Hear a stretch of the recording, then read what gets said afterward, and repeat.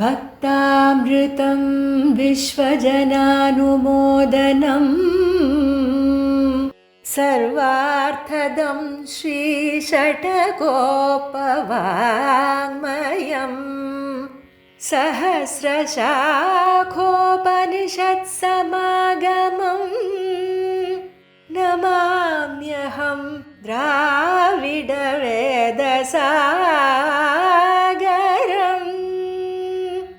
திருவழுதினாடென்னும் தென்குருகூரென்னும்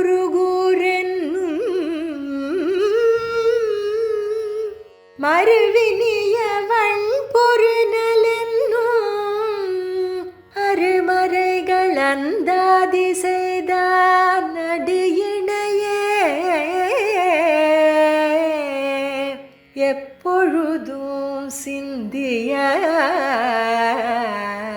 நெஞ்சே தெளிந்து மனத்தாலும் வாயாலும் வண்குருகூர் பேணும் இனத்தாரை எல்லாதிரைஞ்சேன் தனத்தாலும் ஏதும் குறைவிலேன் எந்தை சடகோபன் பாதங்கள் யாமுடைய பற்று ஏந்த பெருங்கீர்த்தி ராமானுசமுனிதன் பாய்ந்த மலர்பாதம் வணங்குகின்றேன்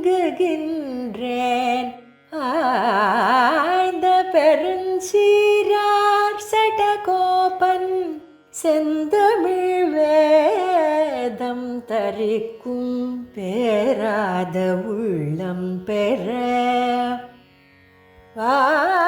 வார்த்தைகளும் சோலை மதிளரங்கர் வண்புகழ் மேல் ஆன்ற தமிழ் மறைகள் ஆயிரமும் ஈன்ற முதல் தாய் சடகோபன் மொயம்பால் வளர்த்த இதத்தாய்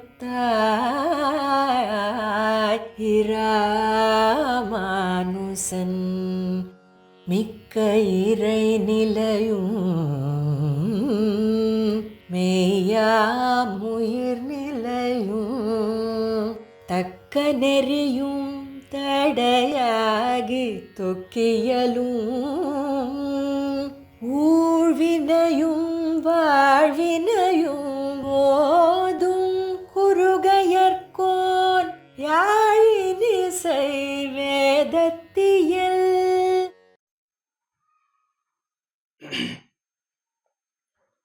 श्रीशैलेश दयापात्रं दीभक्त्यादिगुणार्णवं यतीन्द्र प्रवणं वन्दे रम्यजा मातरं मुनिं लक्ष्मीनाथ समारम्भां नाथयामुनमध्यमाम् अस्मदाचार्यपर्यन्तां वन्दे गुरुपरम्परां यो नित्यमच्युतपदाम्बुज युग्मरुग्मव्यामोदगस्तदितराणि तृणाय मेने अस्मद्गुरोर्भगवतोस्य दैकसिन्धोः रामानुजस्य शरणौ शरणं प्रपद्ये मातापिता युपदयः सनयायुबूधि षड्डम्बदेव नियमेन मदन्वयानाम् आद्यश्यन कुलपदेर्बहुलाभिरामं श्रीमत्तदङ्घ्रि युगलं प्रणमामि मूर्धना भूतं शरस्य महदा क्वयपट्टनाथ श्री भक्तिसार कुलशेखर योगिवाहान् भक्ताङ्ग्रेणुपरकाल यतीन्द्रमिश्यान् श्रीमत्पराङ्गुसमुनिं प्रणतोस्मि नित्यं वाழிபரகாலன் வாழிகலிகன்னி வாழிகுறையலூர் வாழ்வேந்தன் வாழியரோ மாயோனை வால்வலியால் மந்திரங்குள் மங்கையர்கோன் துயோன் சுடர்மானவேல் நம்பெருமாள் நம்மாழ்வார் நஞ்சியர் நம்பிள்ளை என்பர் அவரவர்தம் மேத்தத்தால் அன்புடையோர் சாத்து திருநாமங்கள் தாரண்ணு நன்னெஞ்சே ஏத்ததனை சொல்லினி என்று ஸ்ரீமத் வேதமார்க்க பிரதிஷ்டாபனாச்சாரிய வேதாந்தாச்சாரியராய் பரமஹம்ச விப்ரகாச்சாரியராக எழுந்துள்ளிருக்கக்கூடிய யதுகிரி எதிராஜ நாராயண ராமானுஜ ஜீயர் சுவாமியினுடைய தேனை மலரும் திருவடி தாவர்களுக்கு அடியனுடைய பிரணாமங்களை தண்டத்தை சமர்ப்பித்துக் கொள்கிறேன்.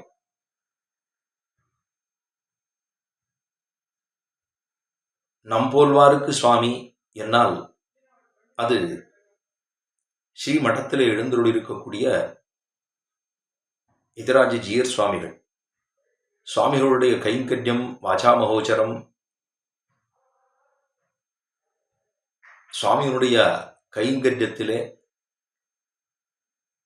திவ்ய பிரபந்த தாரா அப்படிங்கிற ரீதியிலே கிட்டத்தட்ட வருஷமும் ஆகப்போகிறதுங்கிற நிலையிலே சுவாமியினுடைய இந்த ஆழ்வார்களுடைய அருளிச் செயல்களையும் ஆச்சாரியருடைய சீசுக்திகளையும் பாசுரங்களையும் பிரபந்தங்களையும் அனுபவிக்க வேணுமாக இந்த உலகத்தோர் அத்தனை பேரும் இருந்தபடியே கேட்டு அனுபவித்து எம்பெருமான அனுபவிக்க வேணும் அப்படிங்கிற அந்த ரீதியிலே வணங்கி வழிபட்டும் பூசித்தும் போக்கினேன் போதுன்னு திருமிழிப்பிரானுடைய திருவாக்கு கிணங்க சுவாமியினுடைய கைங்கரியம் இந்த காணொலியிலே பார்க்கக்கூடியதான ஒரு வசதிய சுவாமி இத்தனை தூரம் அத்தனை பேருக்குமா பாருலகில் ஆசையுடையோர்க்கெல்லாம் ஆரியர்கள் கூறும் என்று பேசி வரம்பருத்தார் பெண் அப்படின்னு எம்பெருமானார் தரிசனம் என்று ராமானுஜர், அதாவது எம்பெருமானாருடைய தரிசனமாகவே கொள்ளுகிறார்கள் அல்லவா.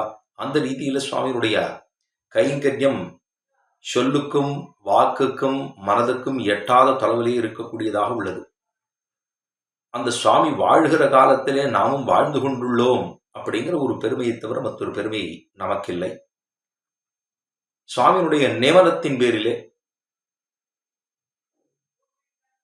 அதாவது அருளாளப் பெருமாள் எம்பெருமானாருடைய பிரபந்தமாக இருக்கக்கூடிய ஞானசாரம் பிரமேயசாரம் என்று 2 பிரபங்கள் இருந்திருந்தாலும் ஞானசாரத்தில் இருக்கக்கூடிய சில பாசுரங்களை சொல்ல வேணும் என்று சுவாமியினுடைய நியமனம்.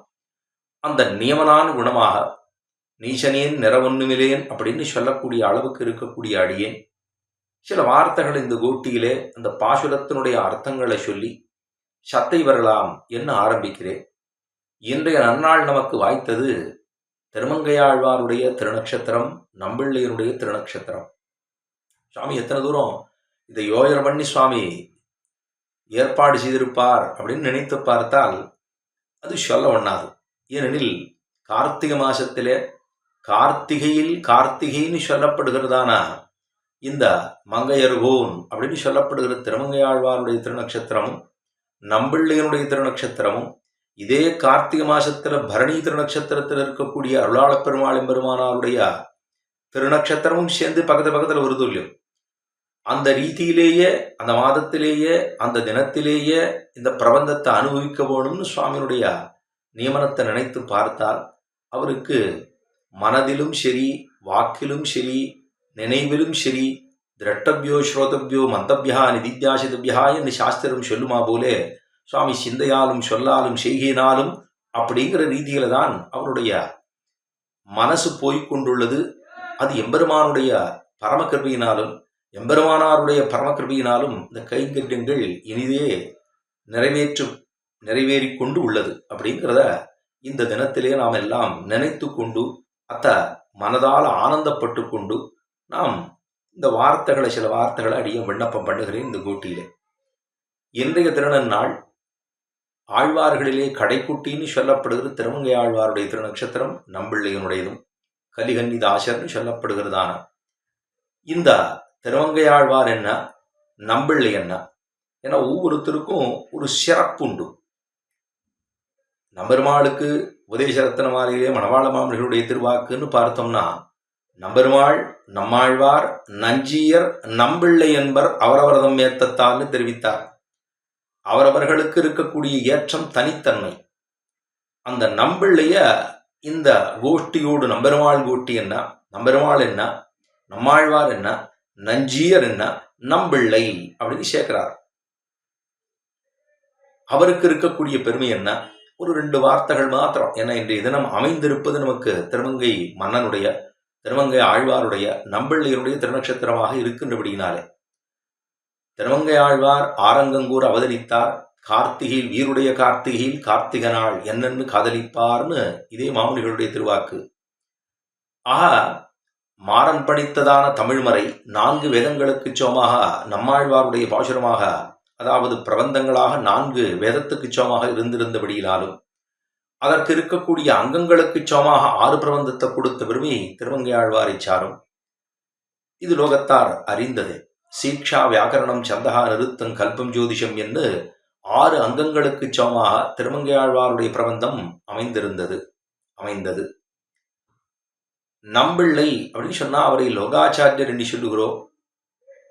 6 பிரபந்தங்களுக்கு 6 அங்கத்தை கொடுத்தவர், 6 அங்கத்தை கொடுத்தவர், வேதத்தினுடைய அங்கங்களுக்கு சமமாக கொடுத்தவர் திருமங்கையாழ்வார்.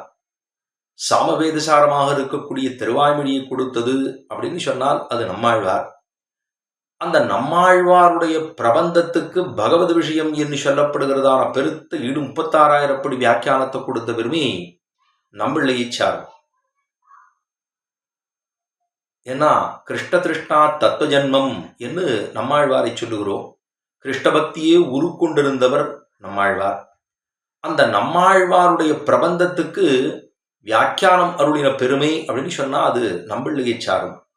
நம்பிள்ளை அப்படிங்கிற மகாச்சாரியர் நம்பூர் வரதாச்சாரியர் என்று சொல்லப்படுகிறதான் அவர் திருவரங்கத்திலே எழுந்துள்ளிருந்து நிச்சலுமாக எம்பெருமானுக்கு திருமுன்பே அந்த பகவத் விஷய காலக்ஷேபம் என்று சொல்லப்படுகிற திருவாய்மொழியினுடைய அர்த்தத்தை சாதித்து கொண்டிருக்க செய்தவே, அதாவது பெரிய பெருமாள் தன்னுடைய ஆஸ்தானத்தை விட்டிறங்கி நம்பிள்ளையினுடைய காலக்ஷேபத்திலே அன்வைக்க வேணுங்கிற ஆசை ஏற்பட்ட பெருமை அவருடைய காலக்ஷேபத்துக்கே உண்டு.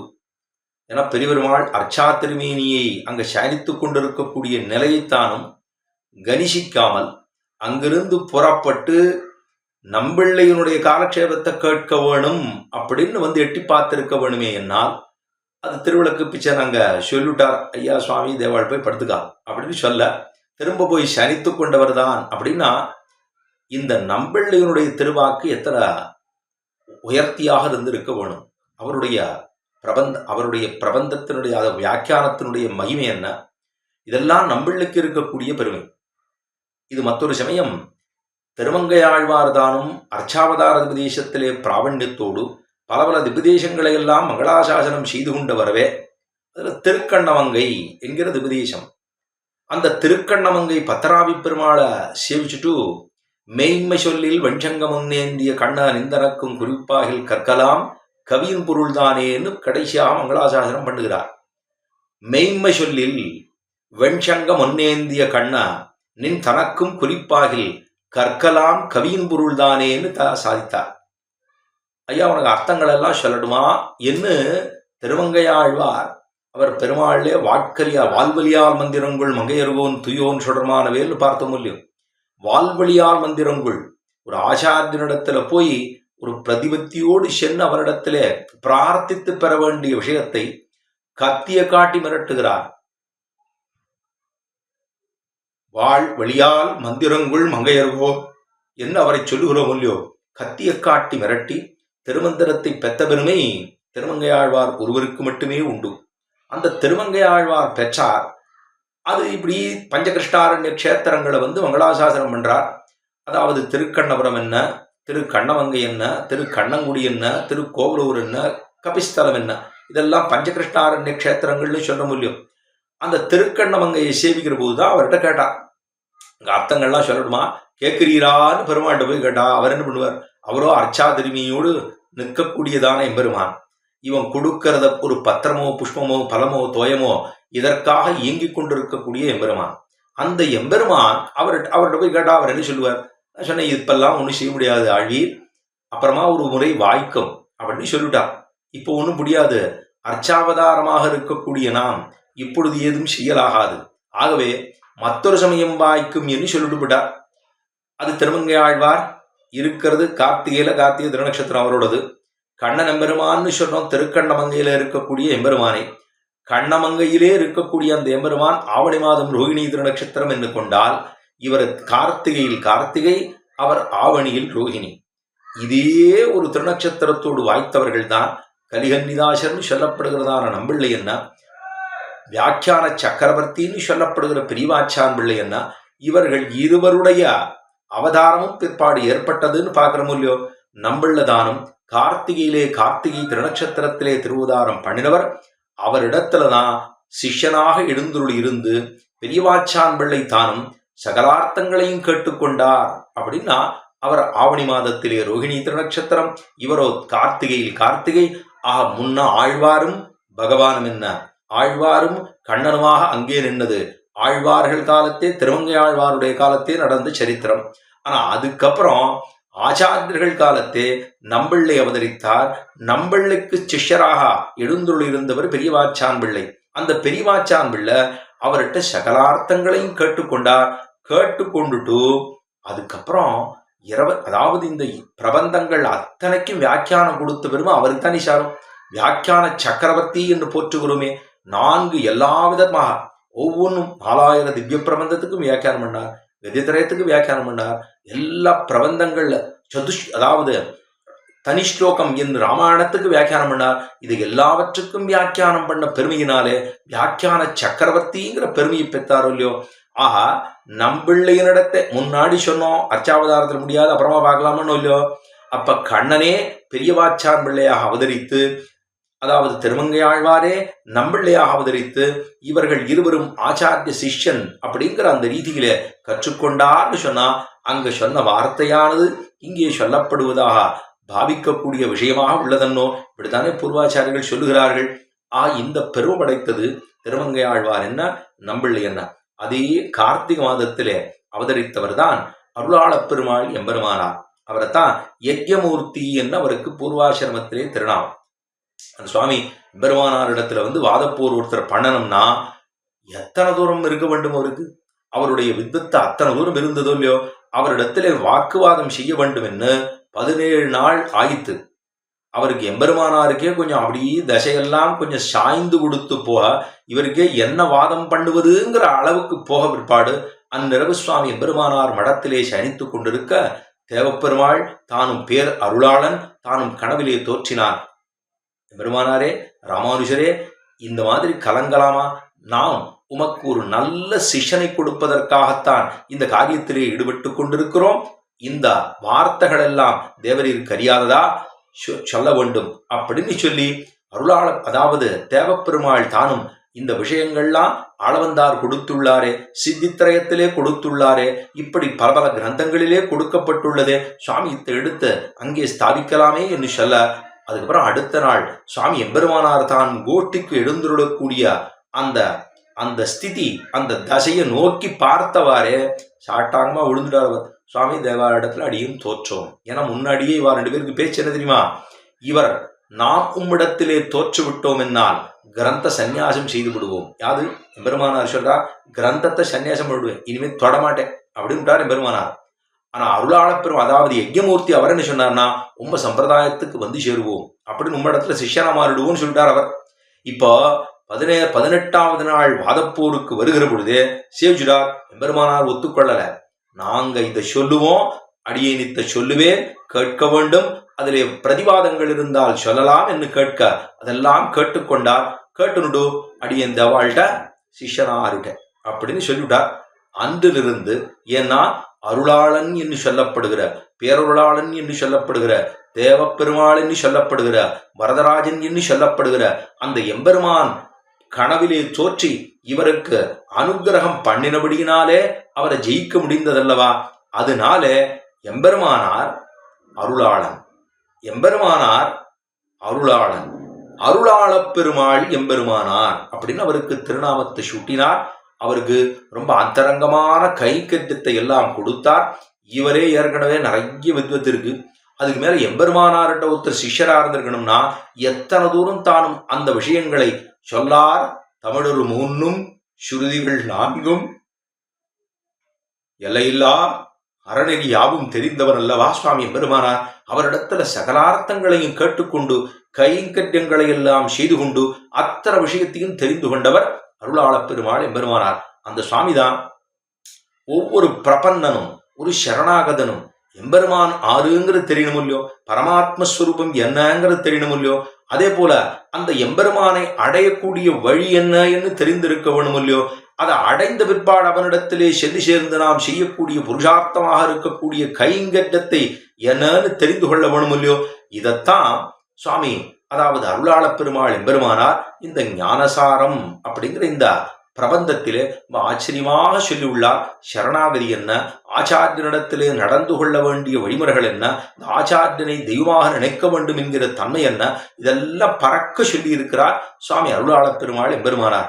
அந்த அருளாளப் பெருமாள் எம்பெருமானாருடைய தனியனை பார்க்கணும்னா கார்த்திகே பரணி ஜாதம் யதீந்திராசிரயம் ஆசிரியே ஞானப்பிரமேய சாராபி பக்தாரம் வரதம் முனிம். வரதம் முனி, அருளாள முனி, அதாவது யஜ்ஞமூர்த்தின்னு சொல்லப்படுகிற இவர் வரதமுனி என்ன அருளாள பெருமாள் எம்பெருமானார். ஒரு தடவை என்னாச்சு, ஆரோ சுவாமிகள்லாம் வந்திருக்கும் போது எம்பெருமானார் மடம் எங்க இருக்குன்னு கேட்டுட்டா. திருவரங்கத்துல எம்பெருமானார் மடம் எங்க இருக்குன்னு கேட்டோம்னா அவ இங்க இருக்குன்னு சொல்லிருக்கலாம். இவர் என்ன பண்ணிட்டார்னா, இவர் யஜ்ஞமூர்த்தியாக இவர் இருந்து சந்நியாசிரம ஸ்வீகாரத்தை, அதுதான் அதாவது சதுர்த்தாசிரமம்னு சொல்ல முடியும், 4வது ஆசிரமம் என்று சொல்லப்படுகிற இந்த அதாவது கடைசியாக இருக்கக்கூடிய சந்நியாச ஆசிரம ஸ்வீகாரத்தை ஏற்றுக்கொண்டார். அதனால இவர் எம்பெருமானார் மட்டம்னு இருக்கு, இவர் அருளாள பெருமாள் எம்பெருமானார் மட்டம்னு, இது ரெண்டுக்கும் வித்தியாசம் இருக்கணும் இல்லையோ, அதுக்காக அருளாள பெருமாள் எம்பெருமானார் மட்டம்னு இருந்திருக்கு. இந்த சுவாமிகள்லாம் ஊர்ல இருந்து வெளியில இருந்து வந்த உடனே எம்பெருமானார் மட்டம் எங்க இருக்குன்னா எந்த எம்பெருமானார் மட்டம்னு கேட்டிருக்கா. கேட்ட உடனே இதை காது பட்டு கொடுத்து அருளாள பெருமாள் எம்பெருமானாருக்கு அது என்னது, எம்பெருமானார் 2 பட்டு இருக்க கூடியுமோ, 2 பேர் இருக்கலாமா? நம்ம ஆழ்வாரு சரி பெருமாளும் சரி ஸ்ரீவைகுண்டத்துல பார்த்தோம்னா ஈரரசி பட்டு இருக்கும்பா. ஏன்னா ஈரரசின்னா 2 பேர் இருக்கா, அங்க 2 பேருமே மோட்ச பிரதத்துவம் 2 பேருமே உண்டுன்னுவோம். பெருமாளுக்கு உண்டு, நம்மாழ்வாரும் பக்கத்துல ஈரரசி பட்டு இருக்கும் என்று சொல்லுமா போலே அங்க அப்படின்னா எம்பெருமானார் இங்க இருக்கிற போது மற்றொரு எம்பெருமானார்னு ஆரான்னு சொல்ல முடியுமா? அப்படி ஒருத்தர் இருக்க முடியுமா? இருக்கக்கூடாது இல்லையோ. அதனால அவர் பார்த்தாராம், இப்படி கேட்டுட்டாலே வேண்டாம், எந்த எம்பெருமானார்னு கேட்கணும்னா நல்லா இருக்குமா, அதனால வேண்டாம், நம் மடமே வேண்டாம் என்று இந்த மடத்தையே இடித்து தள்ளினாராம். அத்தனை தூரம் ஆச்சாரிய பிரதிபத்தி இருக்கக்கூடியதான சுவாமி அருளாள பெருமாள் எம்பெருமானார் கார்த்திகே பரணி ஜாதம் யதீந்திராசிரியம் ஆசிரியே ஞானப்பிரமேய சாராவி வக்தாரம் வரதம் முனிம். அப்படின்னா கார்த்திக மாதத்திலே பரணி திருநக்ஷத்திரத்திலே யதீந்திராசிரமம், அதாவது யதீந்திரராக இருக்கக்கூடிய எம்பெருமானாரையே ஆசிரித்ததாக அவரிடத்திலே நிஜமான கைங்கரியத்திலே ஈடுபட்டு கொண்டிருந்ததாக இருக்கக்கூடிய சுவாமி. அவருக்கு ஞானப்பிரமேய சாராபி, ஞானசாரம் என்னும் பிரமேயசாரம் என்னும் 2 சாரங்களை கொடுத்தவர். நிறைய இருக்கு, சாஸ்திரங்கள் கொடுத்திருக்கக்கூடிய அர்த்தங்களோ நிறைய இருக்கு. அத அப்படியே நன்னா அழகா நம்ம எல்லாருக்கும் ரொம்ப அவ்வளவு சுலபமாக அதை எடுத்து கொடுத்து நமக்கும் புரியும் அளவுக்கு சுவாமி சாதித்திருக்காரு இல்லையோ. ஞானப்பிரமேய சாராபி வக்தாரம் வரதம் முனிம். அவர்தான் இந்த பக்தாவனுடைய பெருமை. இதை சொல்றது ஞானசாரம் என்னும் பிரமேயசாரம் என்னும் சொல்றோம் இல்லையோ, இவருடைய பெருமை அது அருளாள பெருமாள் எம்பெருமானார்ங்கிற பெருமை.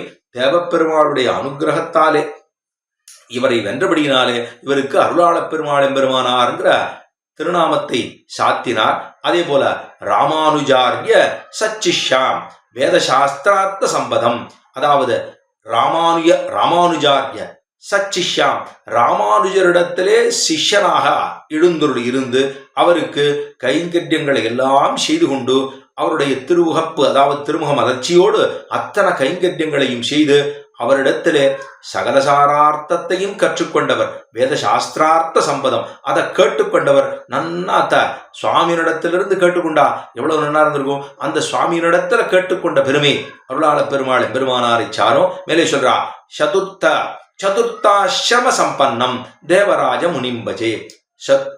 அதாவது 4வது ஆசிரமம்னு சொல்ல முடியும். சதுராசிரம அதாவது சதுர்த்தாசிரம 4வது ஆசிரமமாக இருக்கக்கூடியதான இந்த சந்நியாச ஆசிரம ஸ்வீகாரத்தை ஏற்றுக்கொண்டவர் அவர்தான் தேவராஜ முனிம்பஜே. அந்த தேவராஜன் அருளாள பெருமாளாக இருக்கக்கூடிய அந்த அவரை வணங்குகிறேன். ஏன்னா அவர் சந்நியாச ஆசிரம ஸ்வீகாரத்தை ஏற்றுக்கொண்டபடினாலே தேவராஜ முனிம்பஜே என்று அவரை கொண்டாடுகிறோம். அவருடைய தனியன் இப்போ அடியனுக்கு கொடுக்கப்பட்டதுன்னு சொன்னோம்னா 25வது பாசுரத்திலிருந்து ஆரம்பித்து 32வது பாசுரம் வரைக்கும் இருக்கக்கூடிய அர்த்தங்கள் ரொம்ப ஆச்சரியமான பாசுரங்கள். இந்த பாசுரத்தில் இருக்கக்கூடிய அர்த்தங்களை பார்த்தா அப்படியே நமக்கு என்னவோ ரொம்ப அழகா அப்படி இனிப்பா கொடுத்தா எப்படி இருக்குமோ அதை போல சுவாமி ரொம்ப தெள்ளு தமிழ்ல ரொம்ப சுலபமான தமிழ் ஆச்சரியமாக கொடுத்துருக்காரு. ஆனா அர்த்தங்கள் என்னவோ உள்ளார்ந்த அர்த்தங்கள், ஆழ்ந்த அர்த்தங்களாக உள்ளது. அதை எல்லாத்தையும் கொடுத்திருக்கார் சுவாமி. இதுக்கு முன்னாடி 24வது பாட்டுல சொல்லக்கூடிய விஷயம் என்ன? அடைக்கலம் புகுந்தார் அறியாமல் செய்யும் பிழைகள் அறியமாட்டான் அப்படின்னு சொல்லிருக்கார். அடைக்கலம் அப்படின்னு சொல்லிட்டா, அடைக்கலம்னு பல இடங்கள்ல சேவிக்கிறோம் இல்லையோ. இப்ப அடைக்கலம் அப்படின்னா இந்த சரணாகதி ஒரு தடவை எம்பெருமான இடத்துல பண்ணுட்டா அடைக்கலம் புகுந்தார் அறியாமல் செய்யும் பிழைகள் அறியமாட்டான்னு கீழ்பாசுரத்தை சொல்லியிருக்கா. அப்படின்னா சரணாகதி பண்ணவர்கள் செய்த பிழைகள், அது அறியாமல் செய்த பிழைகள், அதாவது நமக்கு தெரியாமலே செய்திருந்ததான பிழைகள், இதை எம்பெருமான் அறியமாட்டான். அதை ஒன்றும் பெருமாள் அதை ஒன்றும் பெருசா எடுத்துக்கிறது இல்லை அப்படின்னு சொல்லுவது. இப்ப அடுத்த பாசுரம் 25வது பாசுரமாக அச்சமுறைக்கில் அடைந்தவர்வால் அம்பு எய்கோன் குற்றம் உணர்ந்து இகழும் கொள்கையனோ. பெருமாளை பார்த்து, பெருமாள் எப்பேற்பட்டவன்? அச்சமுறைக்கில் அடைந்தவர்வால் அம்பு எய்கோன் குற்றமுணர்ந்து இகழும் கொள்கையனோ எற்றே தன் கண்ணின் உடம்பின் வடுவன்னோ காதலிப்பது அன்றதனை ஈன்னுகந்த இதான் பாசுரம். அச்சமுறைக்கில் அடைந்தவர்வால் அம்பு எய்கோன் குற்றமுணர்ந்து இகழும் கொள்கையனோ எற்றே தன் கண்ணின் உடம்பின் வடுவன்னோ காதலிப்பது அன்னதனை ஈன்னுகந்த இதான் பாசுரம். இந்த பாசுரத்தில் இருக்கக்கூடிய அம்பு எய்கோன் அப்படிங்கிற சப்தம் பெரிய பிராட்டியாருக்கு கேள்வனாக இருக்கக்கூடிய, ஸ்ரீமன்னு நாராயணனாக இருக்கக்கூடிய, ஏன்னா அங்க ஸ்ரீமன்னு சொல்ற இடத்துல இந்த பெரிய பிராட்டியாருடைய அவனுக்கு காந்தனாக இருக்கக்கூடிய அம்பு எய்கோன் அப்படின்னு சொன்னதுனாலேயே புருஷகாரம் பிராட்டி தான் பண்ண போடும். புருஷகாரம் பண்ணுட்டான்னு சொன்னா அவ சொல்றதுதான். அதனாலதான் எம்பெருமானார் சரணாகதி பண்ணும்போது பெரிய பிராட்டியார், அதாவது தாயாரிடத்துல முதல்ல ஓம் பகவன் நாராயண விமதான ரூபஸ்வரூப ரூப குண விபவ ஐஸ்வர்ய சீலா ஜனவதிகாதிசி அசங்கேய கல்யாண குணகணாம் பத்மநாலயாம் பகவதீம் ஸ்ரீயந்தேவீம் நித்யா அனபாயினீம் நிரவத்யாம் தேவதேவ திவ்யமகிஷீம் அகில ஜெகன்மாதரம் அஸ்மின் மாதரம சரண்ய சரண்யா அனன்ய சரணா சரணமகம் பிரபத்தியே என்று நன்ன பார்த்தா 2 பேருமா இருக்கக்கூடிய மிதுனத்துல இருக்கக்கூடிய இருவரிடத்துல இப்போதைக்கு போய் சரணாகி பண்ணிட்டோம்னா எல்லாம் முடிஞ்சு போச்சு அப்படின்னு எம்பெருமானார் பங்குனி உத்தர தினத்தன்னு தானும் அதை பண்ண அருளி சரணாகதி அனுட்டித்து காமிச்சாரு இல்லையோ. இப்ப அம்பு எய்கோன்னு சொல்லப்படுகிறதான இந்த தாயாருக்கு காந்தனாக இருக்கக்கூடிய பெருமாள் இருக்காரே, அவர்கிட்ட போய் ஆரெல்லாம் சரணாகதி அடைந்தார்களோ, அடைந்தவர் பால் அப்படின்னா சரணாகதி அனுட்டித்தவர் பால் அச்சமுறைக்கில் அவள்கிட்ட ஒருவேளை குற்றம் உணர்ந்து இகழும் கொள்கையனோ அப்படின்னா, ஒருவேளை அவள்கிட்ட குற்றம் இருந்ததுன்னா, ஏன்னா போன பாசுரத்தை சொன்னது விஷயம் அடைக்கலம் புகுந்தார் அறியாமல் செய்யும் பிழைகள் அறியமாட்டான்னு சொல்லியிருக்கோம். இந்த பாசுரத்துல சரி ஒருவேளை இந்த சரணாகதி பண்ண பிற்பாடு சில பிழைகள் தவறுகள்லாம் நடந்துடுது. இந்த நடந்துடுதுன்னா அப்ப சரணாகதி பண்ணவர்கள் பண்ணதுக்கு அப்புறம் பண்ண தப்பு, இதைத்தான் எம்பெருமானார் சரணாகதி சொல்லும் போதுமே இது கூட அகிருத்தியகரண கிருத்தியாகரண பகவத விசார பாகவத விசார அசக்கியா விசாரண அனாவித விசார ரூபானு கிருதானு கிரியமானான்னு ஒண்ணு பாக்கி இல்லாம அத்தனையும் சொல்லி இவ்வளவும் பண்ணதை க்ஷமஸ்வ புருஷோத்தமான்னு பிரார்த்தித்தார் அங்கே. இப்போ குற்றம் இது ஒருவேளை இவர்கள்லாம் சரணாகதி பண்ணிட்டு தவறுகள் பண்ணியிருக்கான்னு வச்சுக்கோங்களேன், குற்றம் உணர்ந்து இகழும் கொள்கையனோ அம்பு எய்கோனாக இருக்கக்கூடிய எம்பெருமான் அவன் இவர்கள் செய்யக்கூடிய குற்றங்களை சொல்லிட்டே இருப்பானோ, சொல்லி பார்த்துட்டே இருப்பானோ, இவாளெல்லாம் குத்தம் பண்ணிட்டாளே இவாளெல்லாம் குத்தம் பண்ண பெருமாள் சொல்லிட்டு பானா சரணாகதி பண்ணுட்டான். ஆனா குற்றங்கள் ஏற்படுகிறது, இந்த சம்சார மண்டலத்துல இருந்து கொண்டு குற்றங்கள் ஏற்படுகிறது, பண்ணக்கூடாது, அது தெரியாம ஆயிடுது.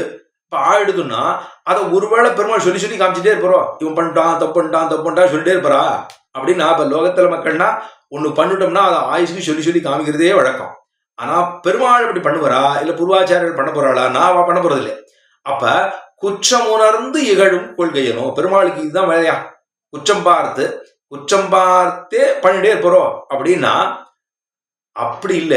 குற்றம் உணர்ந்து இகழும் கொள்கையனோ கிடையாது. ஏன்னா பெருமாளுக்கு ஒரு தனித்தன்மை உண்டு. எம்பெருமான் அப்படின்னு சொன்னா அவனுக்கு இந்த குற்றங்களை பார்க்கிறதுங்கிறது அவனிடத்தில் இல்லை.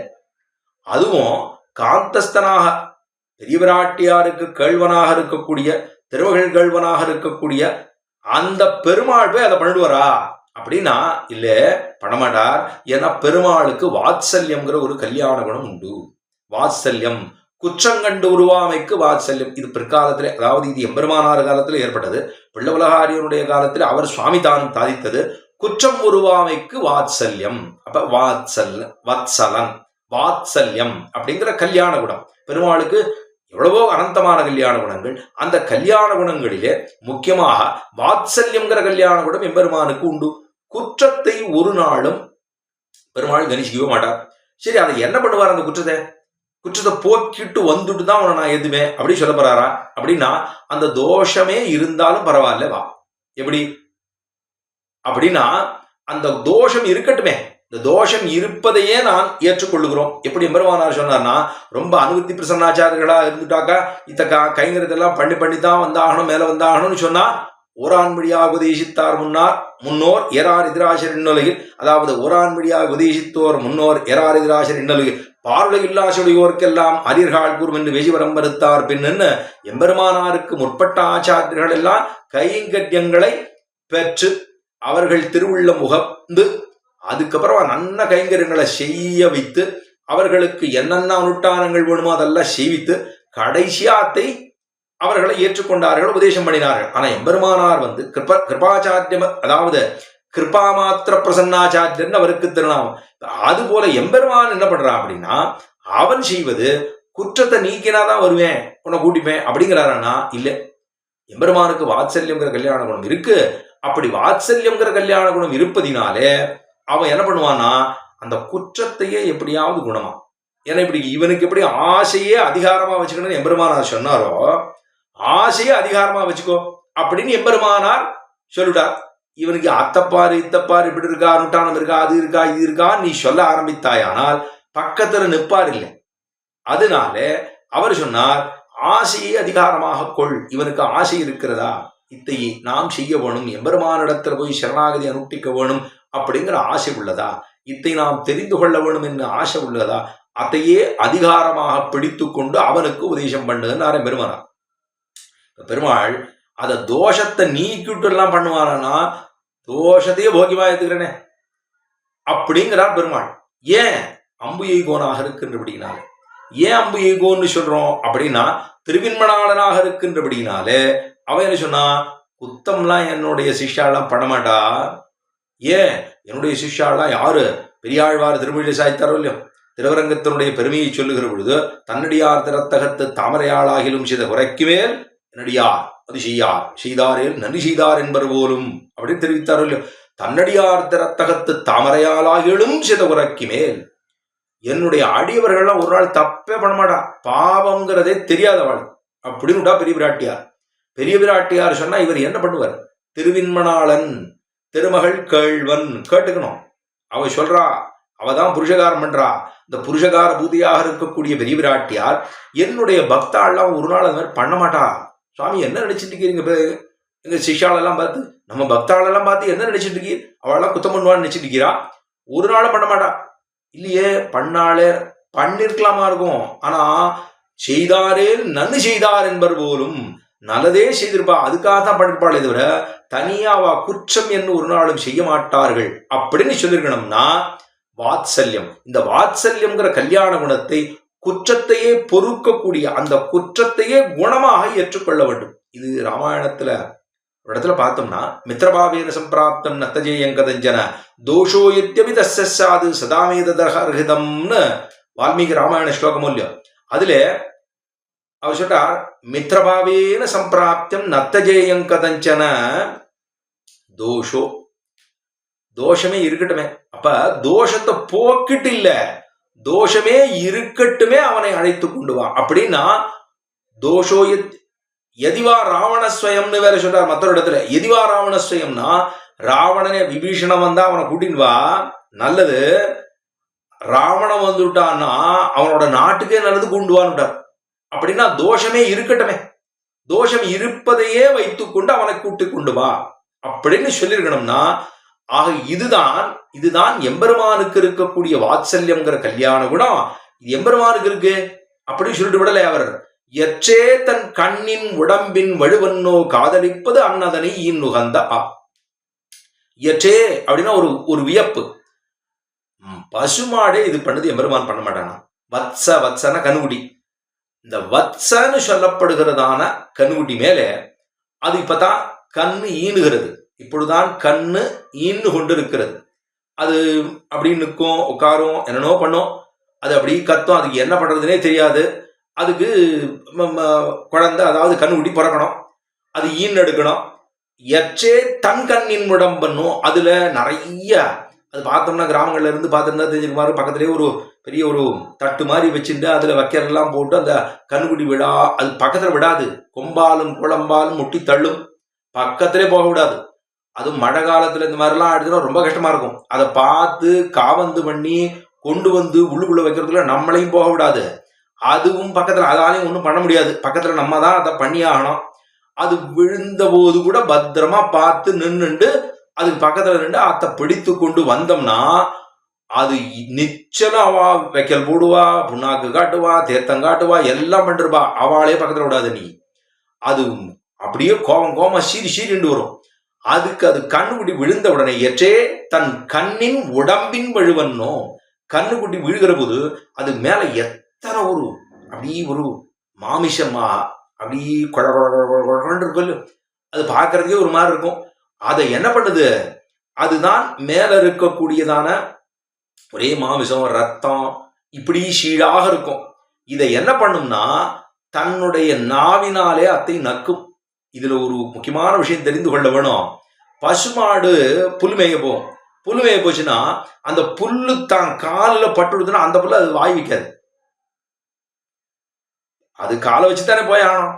போகும்போது அந்த புல்லு மேல கால் பட்டுடுதுன்னா அந்த புல்ல கூட அது வாய் வைக்காது. அத்தனை தூரம் அது கூட அனுட்டான்னு பாக்குறது என்னமோ அது இது கால் பட்டுடுது அப்படின்னு அதை சாப்பிடாது.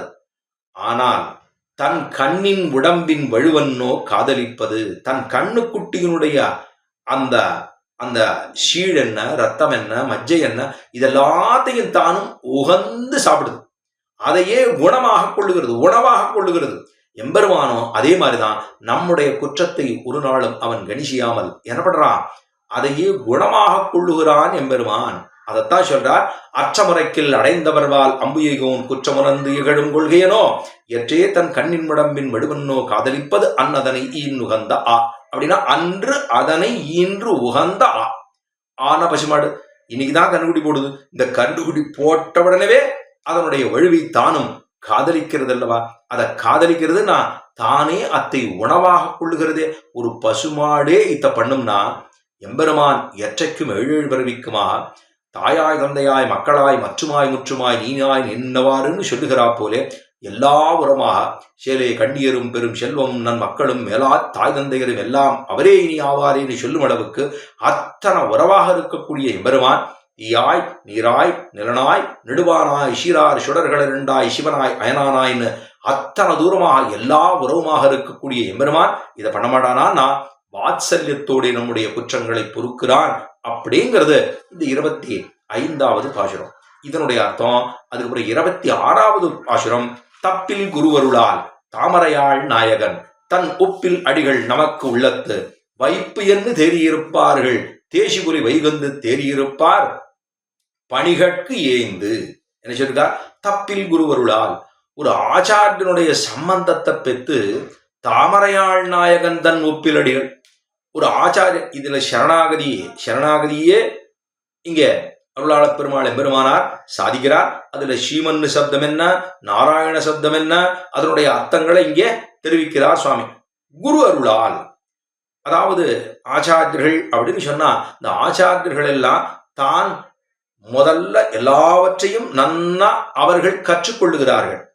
ஸ்வயம் ஆச்சரதை, தான் அத்தை தெரிந்து கொண்டு தப்பில் குருவருளால் ஆச்சாரியனுடைய அருளால அந்த ஆச்சாரியனை கொண்டு என்ன பண்றோம், தாமரையாள் நாயகன். தாமரையாள் அப்படின்னு சொல்லிட்டா பெரிய பிராட்டியார சொல்றோம். தாமரையாள்னு சொல்லிட்டோம்னா அங்கே ஸ்ரீமன்னு அப்படிங்கிற சப்தத்தினுடைய அர்த்தத்தை இங்கே கொள்ள வேணும். நாயகன் அப்படின்னு சொன்னா நாராயண, ஸ்ரீமன்னு நாராயண அப்படின்னு சொன்னோம்னா ஸ்ரீமன்னு நாராயண அப்படின்னு சொல்லிட்டோம்னா மேற்கொண்டு சரணாகதி அனுஷ்டிக்கணும் இல்லையோ. அப்ப தப்பில் குருவருளால் ஒரு ஆச்சாரியனுடைய சம்பந்தத்தை கொண்டு எங்க போய் சேரணும் அப்படின்னா பெருமானுடைய திருப்படிகளிலே சரணாகதி புகுற வேண்டும். சரி, அந்த பெருமாள் ஆறு அவர் ஏகாயன நாராயணனா இல்ல. ஆரவர் அப்படின்னா ஸ்ரீமன்னு நாராயணன். அந்த ஸ்ரீமன்னு நாராயணனுடைய திருவடிகள் எப்படி இருக்குன்னா தன் ஒப்பிலடிகள், பெருமானுடைய திருவடிகள். இது இந்த தொமேவ உபாயபூதோமே பவ இது பிரார்த்தனா மதிசரணாகதின்னு சொல்லுகிறா போலே அந்த தேவரியுடைய 2 திருவடிகள் இல்லையோ, அந்த திருவடிகளையே நாகடமிஷ நம்பிரான் சரணே சரணன்னு, அந்த திருவடிகளையே பொற்றாமரையிடியே போற்றும் பொருள்களாய் என்று ஆண்டாள் சொன்னா போலே இப்ப அந்த திருவடிகள் இருக்கே, அந்த திருவடிகளுக்கு ஒப்பு என்னைக்காவது எங்கேயாவது போய் பெருமானுடைய திருவடிக்கு வேற ஏதாவது உப்பா சொல்ல முடியுமான்னா வேற எங்கேயுமே சொல்ல முடியாது. இந்த திருவடியா அந்த திருவடியா, வலதா இடதா அப்படின்னா இடதா வலதான்னா இதுக்காது அதுக்கு இது.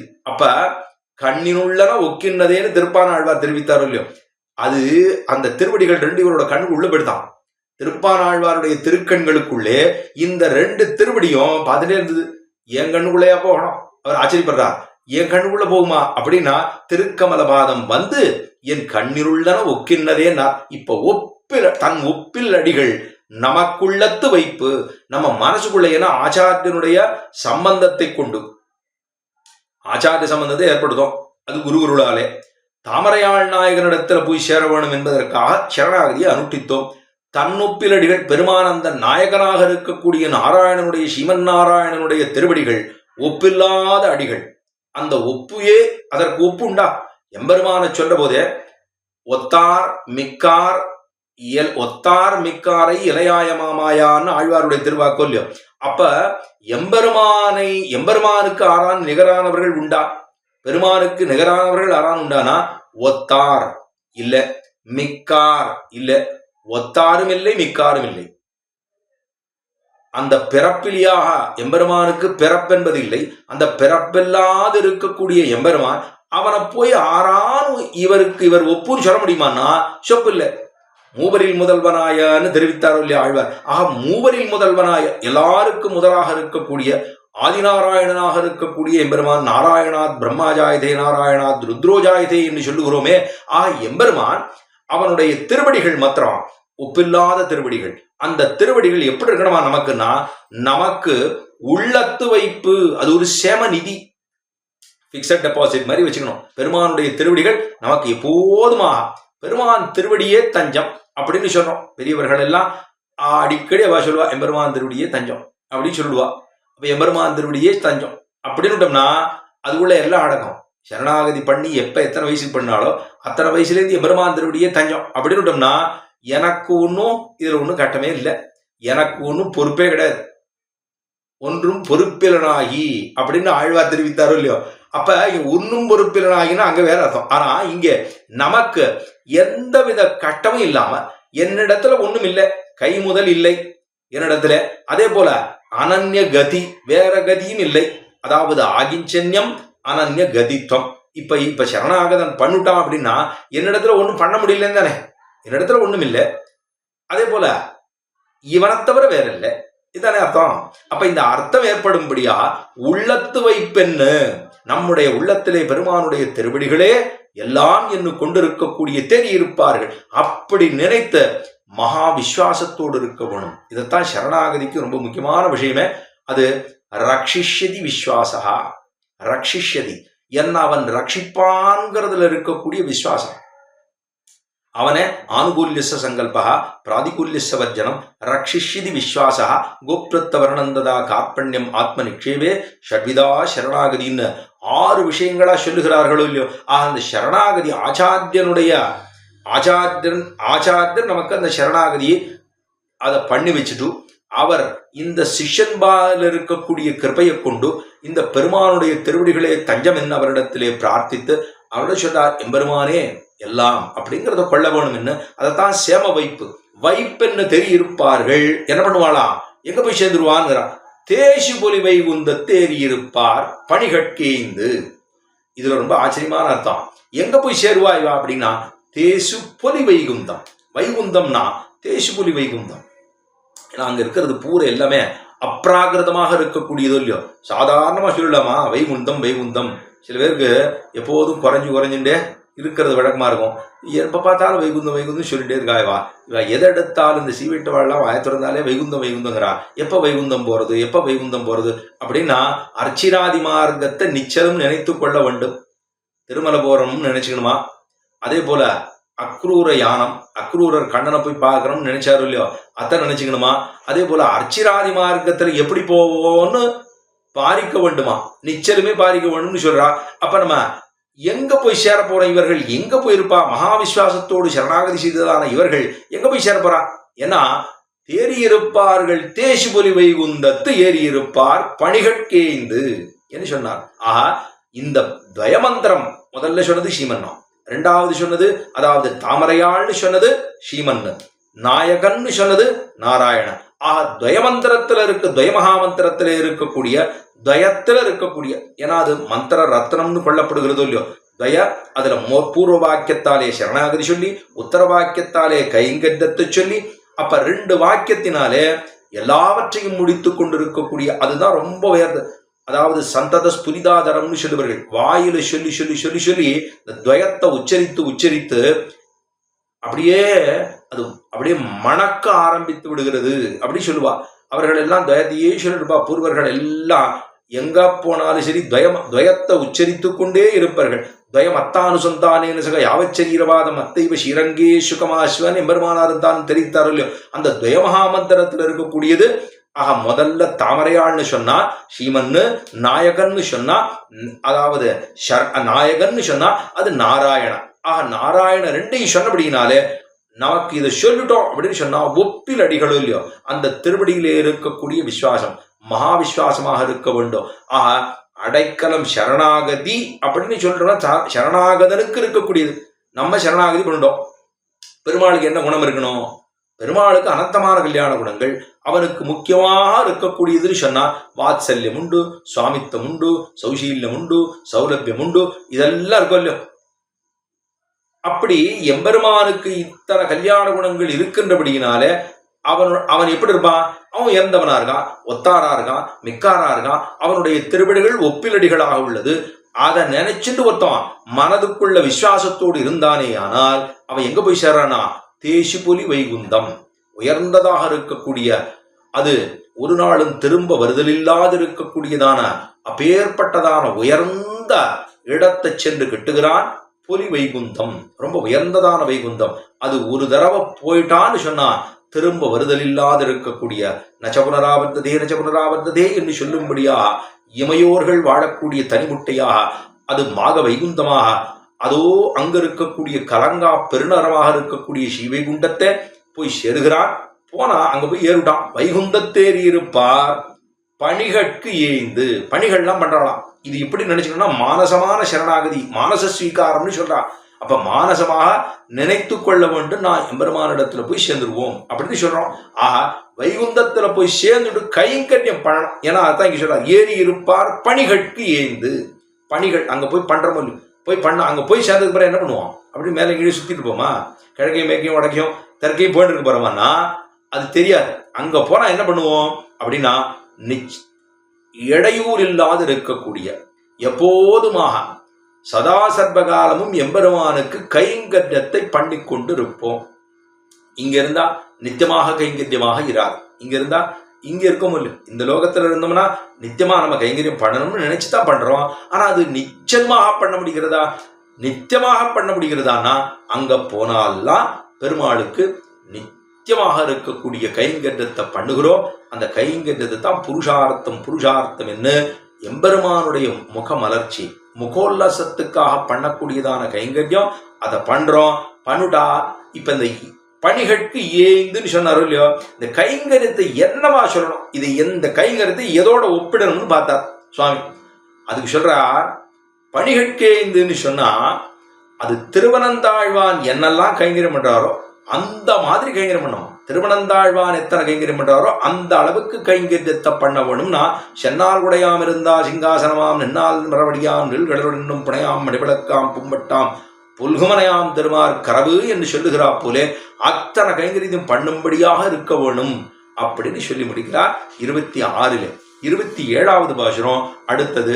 நெறி அறியாதாரும் அறிந்தவர்பால் சென்னு செறிதல் செய்யாத தீமனத்தாரும் இறையுறையை தேராதவரும் திருமடந்தை கோன் உலகத்து ஏறார் இடரெழுந்துவார். ஆச்சரியமான பாசுரம். இதிலே நெறி அறியாதாரும், இந்த 27வது பாசுரத்தாலே நெறி அறியாதவர்கள், நெறினா உபாயம் அறியாதவர்கள், அதாவது எம்பெருமான போய் சேரணும் அப்படிங்கிறதுக்கு பல வழிகள் உண்டு. அந்த வழிகளிலே முதல்ல நெறி, அதாவது உபாயங்கள் பல இருக்கு. அதுல கர்மயோகம் உண்டு, ஞான யோகம் உண்டு, பக்தி யோகம் உண்டு, எல்லாம் இருக்கு. அப்ப இதெல்லாம் இருந்திருந்தாலும் ரொம்ப கடினமாக இருக்கக்கூடிய விஷயங்கள். இப்ப போறது வழியே தெரியல, அதை பத்தி யோசனையும் பண்ணல. ஆக நெறி அறியாதாரும், அப்ப உபாயம் தெரியாதவர்களாக இருந்தாலும் அது சொன்னா நெறி அறியாதாரும் அறிந்தவர்வால் சென்று செரிசல் செய்யாத, தெரிஞ்சிருக்கிறவா பக்கத்துல போய் கேட்டுக்கணுமோ இல்லையோ, அது வேதம் வல்லார்களை கொண்டு இன்னொரு பெருமான் திருப்பாதம் பணிந்துன்னு ஆழ்வார் தெரிவித்தார். அது நாயகனார் நந்து கோபனுடைய கோயில் காப்பானே பாசுரத்துல அவர்களை கொண்டு கோயில் காப்பானே வாசல் காப்பான போய் எழுப்புறதுக்காக சொன்னது. ஆஹா, நெறி அறியாதாரும் அறிந்தவர்பால் சென்னு செறிதல் செய்யாத தீமனத்தாரும், அறிந்தவர்கள் பக்கத்துல போய் கேட்டுக்கணும் இல்லையோ, தெரிஞ்ச வாழ்கிட்ட தானே போய் கேட்டுக்க முடியும். அவர்களிடத்துல போய் கேட்டுக்கிறதுக்கு இவனுக்கு மனசு இல்லை. அப்ப அங்கேயும் போல, அப்ப அங்க போகிறேன்னு சொன்னா இவனுக்கு தெரிய போறது இல்லை. தெரிய போறது இல்லைன்னு சொன்னா இவன் எப்படி இருப்பான்? மேல எங்கேயும் எங்கேயோ பார்த்துட்டு இருக்க போறான். இவனுக்கு வெறுன இப்படி வெறுன உட்கார்ந்துருந்தோம் அப்படின்னு சொன்னா புத்தி நல்ல மனசா இருக்க போறதா? இருக்கக்கூடிய அத்தனை கோளாறுகளையும் பார்த்து கொண்டு இது இப்படி இருக்கு, அது இப்படி இருக்கு, அது இப்படி இருக்கு, இது இப்படி இருக்கு, நம்மளால ஒன்றும் பண்ண முடியறது இல்லை. ஆனாலும் நம்ம சொல்லிட்டே இருக்க போறோம். அப்ப எப்படி இருப்பான் அவன்? தீமனத்தாரும். ஏன்னா ஒண்ணு ஆங்கிலத்தில் ஒண்ணு சொல்லுவாள் இல்லையோ, வெறுன ஒருத்தன் உட்காந்துருந்தான்னா அவனோட ஒண்ணுமே இல்லைன்னாலும் அது கொஞ்சம் ஒரு மாதிரிதான் இருக்கும் அப்படி சொல்றாளா இல்லையா? அதை போல ஏதோ சொல்றாளே டெவில்ஸ் மைண்ட் அப்படின்னு சொல்றாளோ இல்லையோ, அதை போல நெறி அறியாதாரும் உபாயத்தை பத்தி தெரியாதவர்களும் குருவிடத்திலே சென்று கேட்டுக்கொள்ளாதவர்களும் மேலே தீமனம் உடையவர்களும் இப்படி இருக்கக்கூடியவா நல்ல மனது படைத்தவர்களாக இருப்பதற்கு வாய்ப்பில்லை. அப்படி தீமனத்தாரும் இருந்தானா, தீமனத்தார் தாமும் இப்படி இருக்கிறவா மேல சொல்றார். ரொம்ப ஆச்சரியமான அர்த்தம். இறையுறையை தேராதவரும், இறையுறை கண்ணனம் பெருமான் தானோ அவதாரம் பண்ணி சொன்னார் இல்லையோ, எப்படி அன்னு மாயன் ஓதிய வாக்கதனை கல்லார்னு ஆழ்வாருடைய திருவாக்கு. அன்னு மாயன் ஓதிய வாக்கு இது கீதை, பகவத்கீதையினுடைய அர்த்தம். அதுதான் இறை உரைனார். இறை உரைனா கண்ணனம் பெருமான் தானும் அவதரித்து சொன்னதான பகவத்கீதை. அந்த பகவத்கீதை எதுக்கு சமம்னா உபனிஷத் வாக்கியங்களை எல்லாத்தையும் கொண்டு யுத்த பூமியில கொண்டு போட்டான் பெருமாள். அவன் பார்த்தான், ஒத்தன் கிடைச்சான். அந்த அர்ஜுனனை பிடிச்சு வியாஜமா வச்சு அவனை மேல உள்ளுக்குள்ள போட்டு இவர் கீழே உட்காந்து கட்டையை கட்டிட்டு கீழே உட்காந்து அவருக்கு உபதேசம் பண்ண ஆரம்பிச்சுட்டார். அவனுக்கு மனசு சங்கடமா இருக்கு, எத்தியோ சொல்லு எனக்கு கொஞ்சம் சங்கடமா இருக்கு அப்படின்னு கேட்டபோது அததாயிக்கள்லாம் ஆறாருன்னு சொல்லி ஒவ்வொன்னா சொல்லி முடிச்சார். இவாள்லாம் அததாயிக்கள் உன்னை உயிரோட கொல்லணும்னு நினைச்சான், உனக்கு பங்கு கொடுக்க மாட்டேன்னா உனக்கு என்ன கோளாறு உண்டோ அத்தனையும் பண்ணான். உன்னை கொலை பண்ண முற்பட்டான். உன்னுடைய அதாவது திரௌபதிய பங்கம் பண்ணினான், மானபங்கம் செய்தான். இதுவும் இல்லாம உன்னை நாட்டை விட்டு வெளியேற்றினான். ஒரு குந்துமணி இடம் கூட இல்லைன்னு சொல்லிட்டான். இவனை ஆததாயின்னு சொல்லாம வேற என்னன்னு சொல்றது? அதனால இவனெல்லாம் முடிக்கிறதுல ஒரு கோளாறும் கிடையாது, பாபமே அல்ல. க்ஷத்திரியனாக நீ சண்டை ஓட்டுத்தான் தீர வேணும்னு உபதேசம் பண்றதுக்காக இதை சொல்லிட்டு விட்டுருக்கலாம் இல்லையோ. கண்ணன் பிடிச்சார்.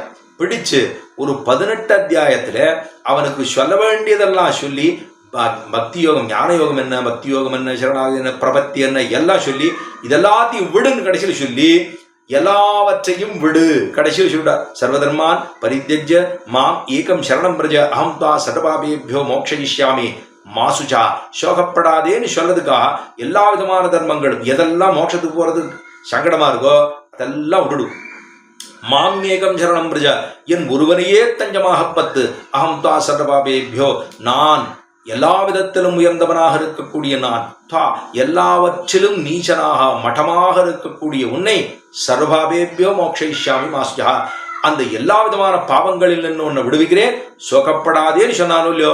அந்த இறையுறையை தேராதவரும், கீத உபனிஷத்தை சொன்னானே பெருமான், அதுல சரணாகதி சாஸ்திரத்தை பிரபத்தி மார்க்கத்தையே பெருமான் சொன்னானே, அதை தேராதவரும் அப்படி இருக்கிறவா எங்க போமாட்டா தெரியுமா? சம்சார கடலிலேயே உடன்று கொண்டிருப்பவர்கள் எங்க போமாட்டா அப்படிங்கிறத சொல்றார்.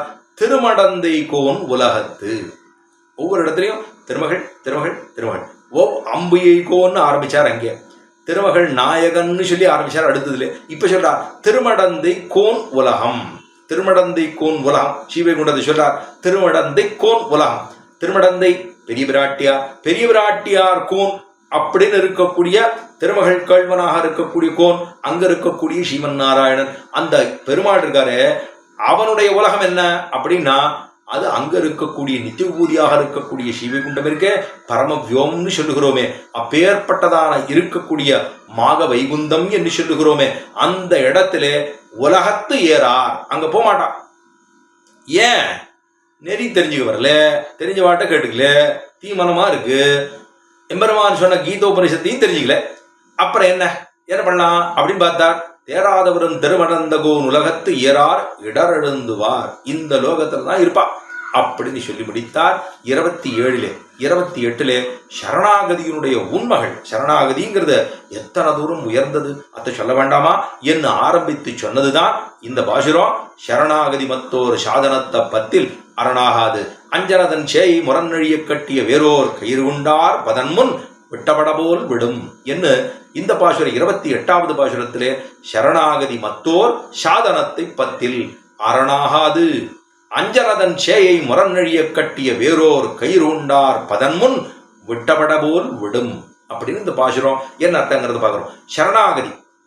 சரணாகதிக்க ரொம்ப முக்கியமானது நம்பிக்கை இருக்குமோ இல்லையோ, அவனிடத்திலே எம்பெருமானுடைய திருப்படிகள் நம்ம நிச்சயமாக ரட்சித்து கொடுக்குங்கிற அந்த மகா விஸ்வாசம் மாத்திரம் இருந்துட்டே இருக்கணும். ஏன்னா பெருமாளிடத்துல சரணாகதி, அதாவது ஆச்சாரியன் மூலமாக பெருமானிடத்துல சரணாகதிங்கிறது ஒரு தரம் பண்ணிடுறோம். பெருமாள்கிட்ட போய், அதாவது ஆச்சாரியத்தில் போய் பஞ்சஸ்காரம் சாதித்து கொண்டு இவன் அவனுடையவன் அப்படிங்கிறது நம்ம ஆயிடுது. இப்ப நம்ம எம்பெருமானிடத்துல சரணாகதி பண்ணிட்டு வேற ஒரு உபாயத்தை பத்துறோம்னு வச்சுக்கோங்க.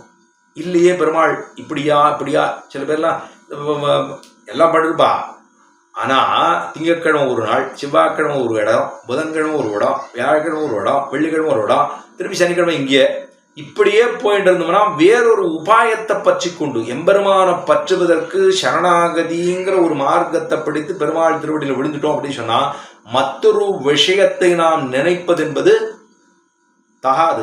அது பண்ணக்கூடாது. இப்ப சரணாகதி மற்றொரு சாதனத்தை பற்றில், வேறொரு சாதனத்தை பற்றி சரணாகதி பண்ணோம் பண்ணிட்டு மற்றொரு சாதனத்தை பத்தினால் அது வருமா அப்படின்னா சரணாகதியை பலிக்காது. சரணாகதி பலிக்க போவது கிடையாது. அதத்தான் மற்றொரு சாதனத்தை பற்றில் அரணாகாது. சரணாகதியே ஒரு சாதனமாகவா அப்படின்னா அது சொல்லிருக்கு. சாத்திரத்துல சொன்ன விஷயங்கள் பெருமாளை மூக்ஷுர்வை சரணமகம் பிரபத்தியே அப்படின்னு சொல்லியிருக்கு. யோ பிரம்மாணம் விததாதி பூர்வம் யோவை வேதாஞ்ச பிரகினோகி தஸ்மை தம்மதேவமாத்ம புத்தி பிரகாசம் மூக்ஷுர்வை சரணமகம் பிரபத்தியேன்னு சொல்லியிருக்கு.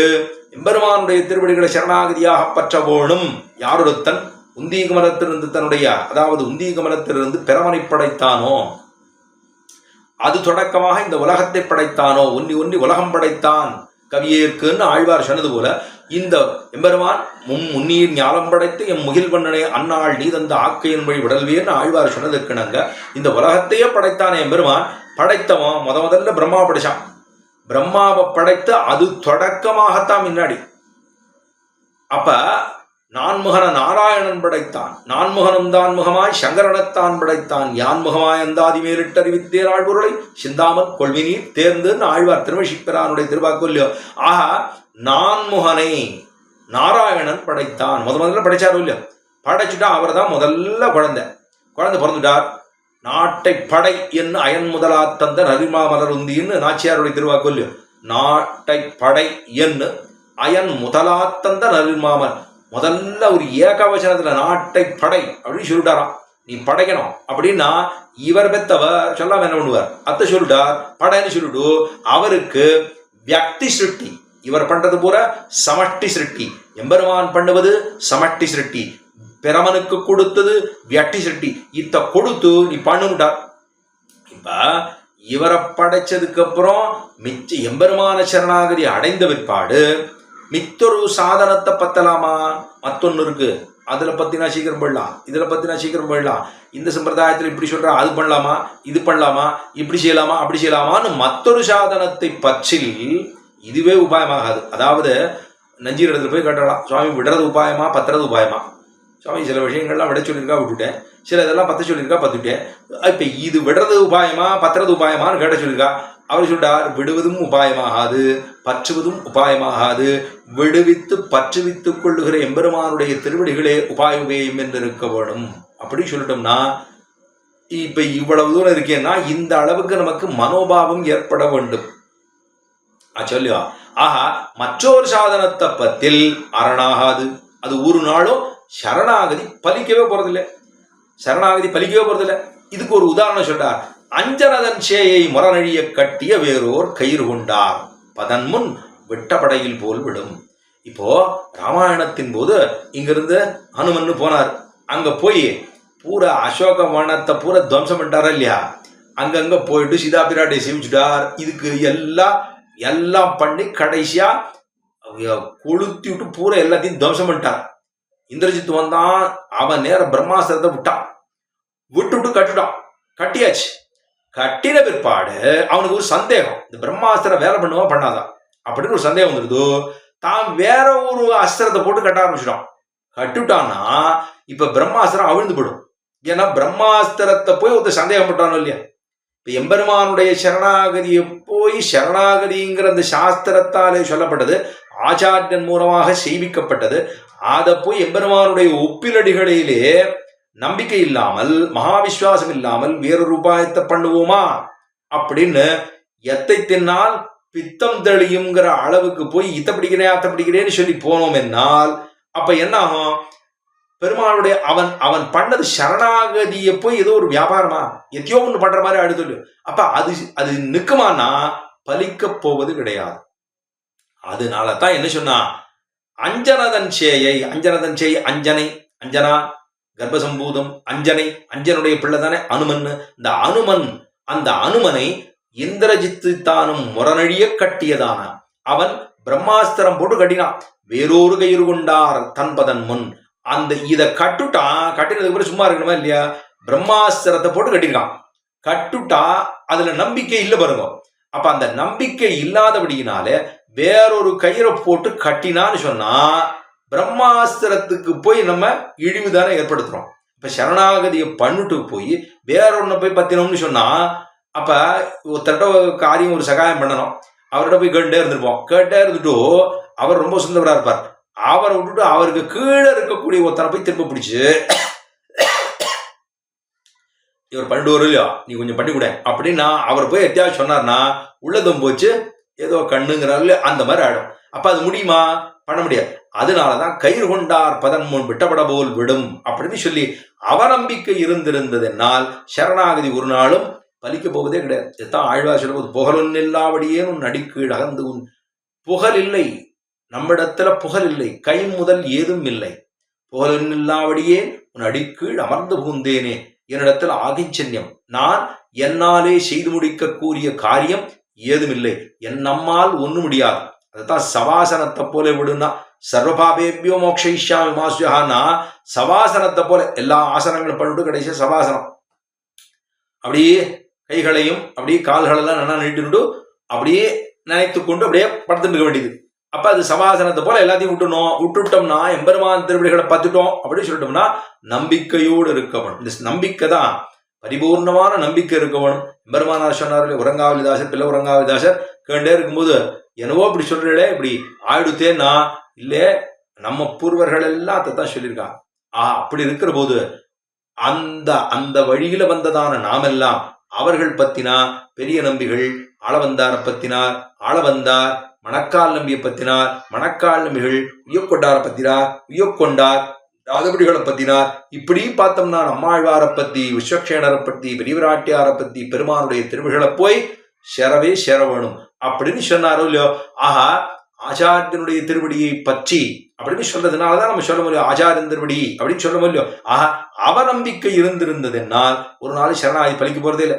அதனாலதான் சரணாகதிங்கிறது உயர்ந்த மார்க்கம். அதிலுமே எம்பெருமானிடத்துல சரணாகதி பண்ணுவதுங்கிறது நம்பிக்கையோடு இருக்க வேண்டும் அப்படிங்கிறது தான் அதனுடைய சரணாகதி சாஸ்திரத்தினுடைய உண்மைகளை எல்லாம் இந்த இடத்துல இந்த பாசுரத்துல ஒரு திருஷ்டாந்தத்தோடு அதாவது சுவாமி சாதித்துள்ளார். மேலே 29வது பாசுரம் திருமந்திரத்தினுடைய மகிமையை சொல்லக்கூடிய பாசுரம், பிறவைத்துயர அறுக்கக்கூடியதான திருமந்திரம். அந்த திருமந்திரத்தினுடைய பெருமையை மந்திரம் அப்படின்னு சொல்ல, மந்திரத்தால் மறவாதென்னும் வாழ்தியில் வாழலாம் மடநெஞ்சமேன்னு திருநந்தாண்டகத்திலே திருமங்கையாழ்வார் மந்திரம் அப்படின்னு சொன்னாலே எம்பெருமானத்தான் குறிக்கிறது. இங்கே திருமந்திரம்னு சொல்லப்படுகிறதான அஷ்டாட்சரம் என்று சொல்லப்படுகிறதான திருமந்திரம், அதைத்தான் மந்திரமும் ஈந்த குருவும் அம்மந்திரத்தால் சிந்தனை செய்கின்ற திருமாலும் நந்தலிலாது என்னும் அருள் புரிவர் யாவர் அவரிடரை வென்று கடிதடைவர் வீடு. அதாவது நந்தலிலாது இடவிடாமல் என்னும் அருள் புரிவர் யாவர்.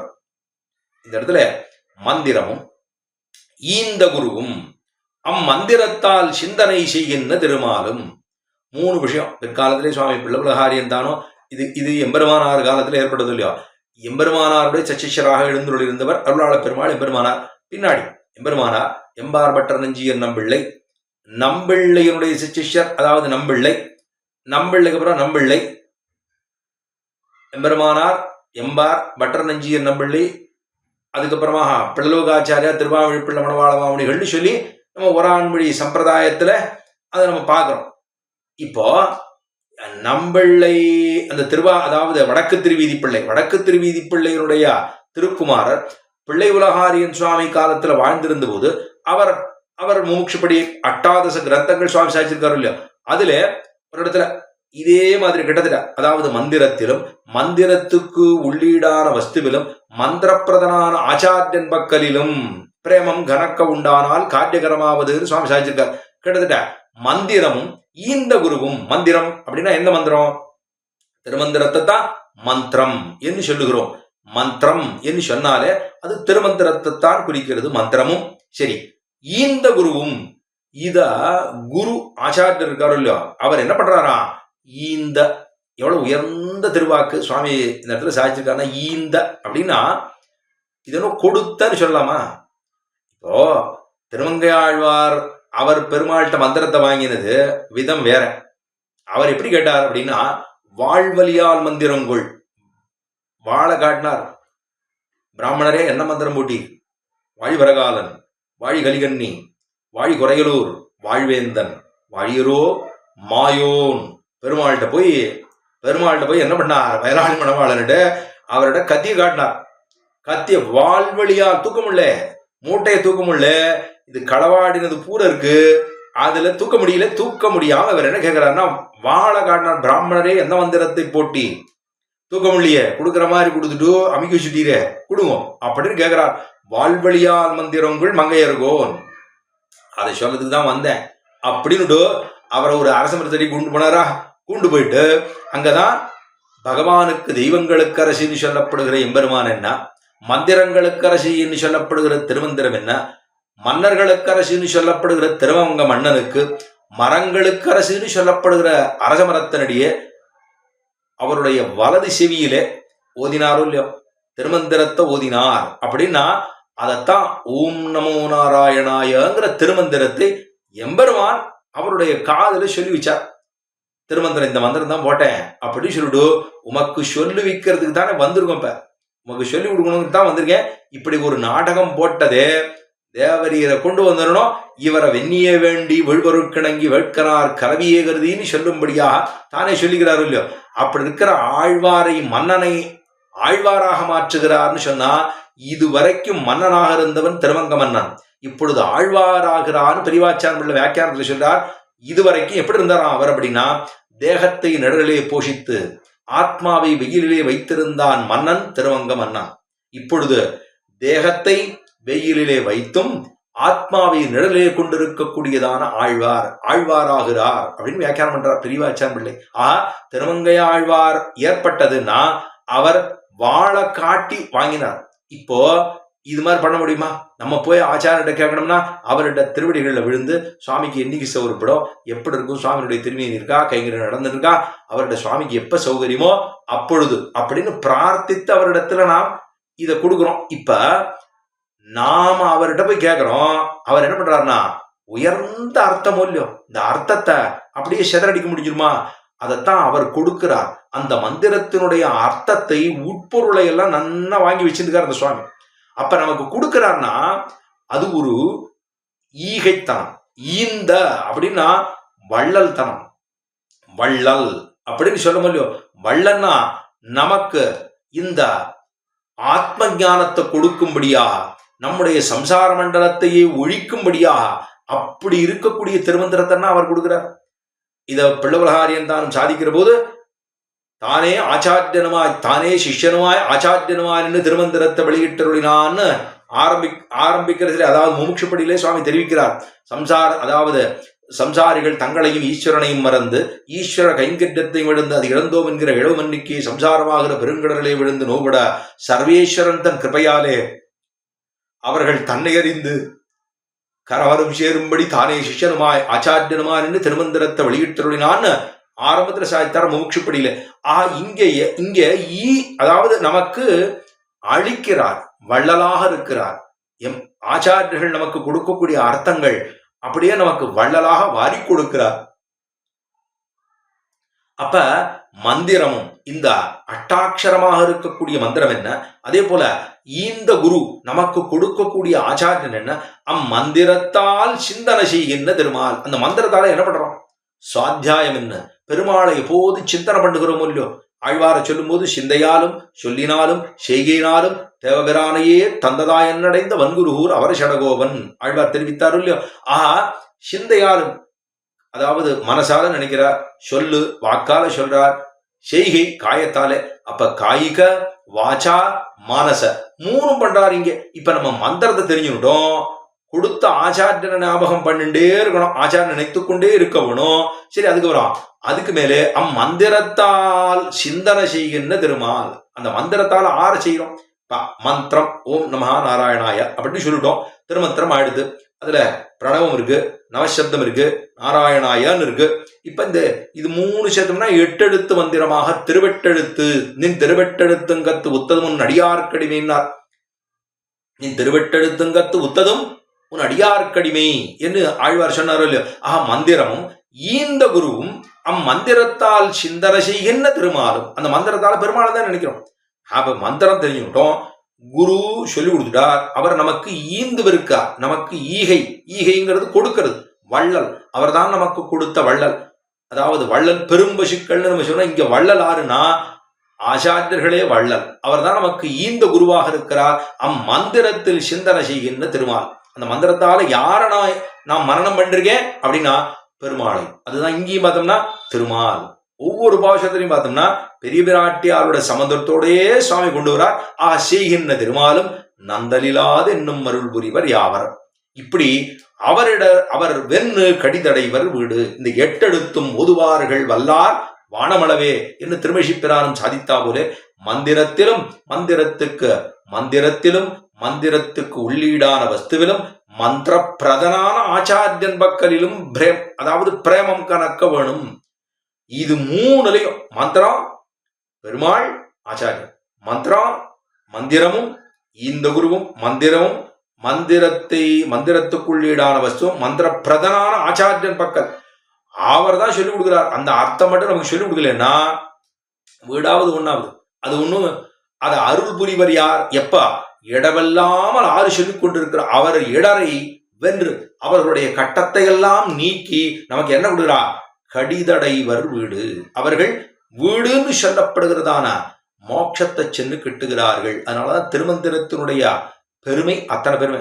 பிறவை துயரை அறுக்கக்கூடியது. அதாவது நம்முடைய சம்சாரத்தையே விலக்கிவிட்டு வைகுந்தமாநகர். இதே பிள்ளவகாரியன் சுவாமி தாரின் தெரிவிக்கிற போது, அதாவது ஆத்ம குணங்களிலே பிரதானம் சமமும் தவமும், இவை 2 கை உகுந்தவாறே ஆச்சாரியன் கை உகரும், ஆச்சாரியன் கை உகுந்தவாறே திருமந்திரம் கை உகரும், திருமந்திரம் கை உகுந்தவாறே ஈஸ்வரன் கை உகரும், ஈஸ்வரன் கை உகுந்தவாறே வைகுந்தமாநகர் மத்தது கையதுவே என்று பிராப்பிய பூமியே கிட்டி போகும். இதே சுவாமி தெரிவிக்கிறார். அதுவே கிட்டி போய்விடும். அப்படின்னா வென்று கடிதடைவர் வீடு. வீடுன்னு சொல்லப்படுகிறதான மோட்சத்தை, அதாவது எம்பெருமான் இருக்கக்கூடியதான சிவைகுண்டத்தை சென்று கட்டுகிறார்கள் அப்படிங்கிறது 29வது பாசுரத்தினுடைய அர்த்தம். மேலே 30வது பாசுரம் அர்த்தம் என்ன? ஆச்சாரிய சம்பந்தம் இல்லை, ஆச்சாரியனிடத்துல ஊற்றம் இல்லை, ஆச்சாரியனிடத்துல விசுவாசம் இல்லை, ஆச்சாரியர் சொல்லுவதிலே இவர் அதை ஒன்றும் கேட்டுக்கல, அதன்படி நடக்கவும் இல்லை, அதுல நம்பிக்கையும் இல்லை அப்படின்னு விட்டோம்னா அவர்களுடைய உறவு நமக்கு அவசியம் இல்லை. இதைத்தான் சொல்றார்.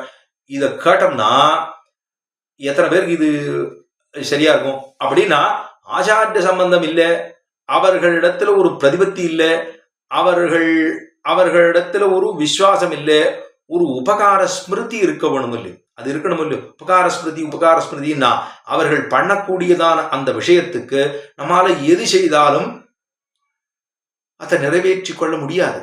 ஆனா அதை கொடுக்கிறார்களேங்கிற அந்த எண்ணமாவது வேணும் இல்லையோ. அது இல்லைன்னா அவர்களை நாம் என்ன உறவு என்று கொள்ள அவர்களோட உறவை தவிர்க்க வேணும் அப்படின்னு சாமி சொல்றார். மாடும் மனையும் கிளையும் மரமுனிவர் தேடும் உயர்வீடும் சென்னரியும் பீடுடைய எட்டெழுத்தும் தந்தவன் என்று இராதவர் உறவை விட்டிருக்கை கண்டீர் விதி. இப்படிதான் இருக்கணும், இது கூடாது அப்படின்னு சுவாமி அருளாள பெருமானார் சொல்றார். மாடும் மனையும் கிளையும், இது மூணு, மாடு பசுமாடு இருக்கட்டும், சரி மன வீடு இருக்கட்டும், கிளை நம்ம உறவினர்கள்லாம் இருக்கட்டும், இதெல்லாம் சம்சாரத்துக்குள்ள நம்மளை போட்டு அடக்கிறது. இத்தனையும் வீடு இருக்கா அப்படின்னு சொன்னோம்னா இங்கேயே தான் சுத்திட்டு இருக்கோம். சரி பந்தங்கள்லாம் இருக்கா அப்படின்னா இங்கேயே தான் இருக்கும், ஆபாச பந்துக்கள் அப்படின்னு பேரு. அதே போல மாடும் மனையும், மாடு பசுமாடு இருந்தாலும் அதே தான், மனை இருந்தா வீடு இருந்தாலும் அதே தான். அதுதான் சதுர்பிதா பஜந்தே மாம் ஜனாசுகிருதினோர்ஜுனான்னு கண்ணன் கீதையில 4 விதமா எல்லாரும் வந்து சேர்றா, என்னை பார்த்து பாக்குறா, என்னையே என்ன 10 6 இருக்கானான்னு பாக்குறேன், இல்ல சொல்லிட்டு போறா. பகுநாம் ஜென்மநாமந்தே ஞானமான் மாம் பிரபத்ததே வாசுதேவ சர்வமிதின்னு சொல்றார் எம்பெருமான். வாசுதேவ சர்வமிதி மகாத்மா சுதுர்லபகான்னு சொல்லிட்டு போட்டார்.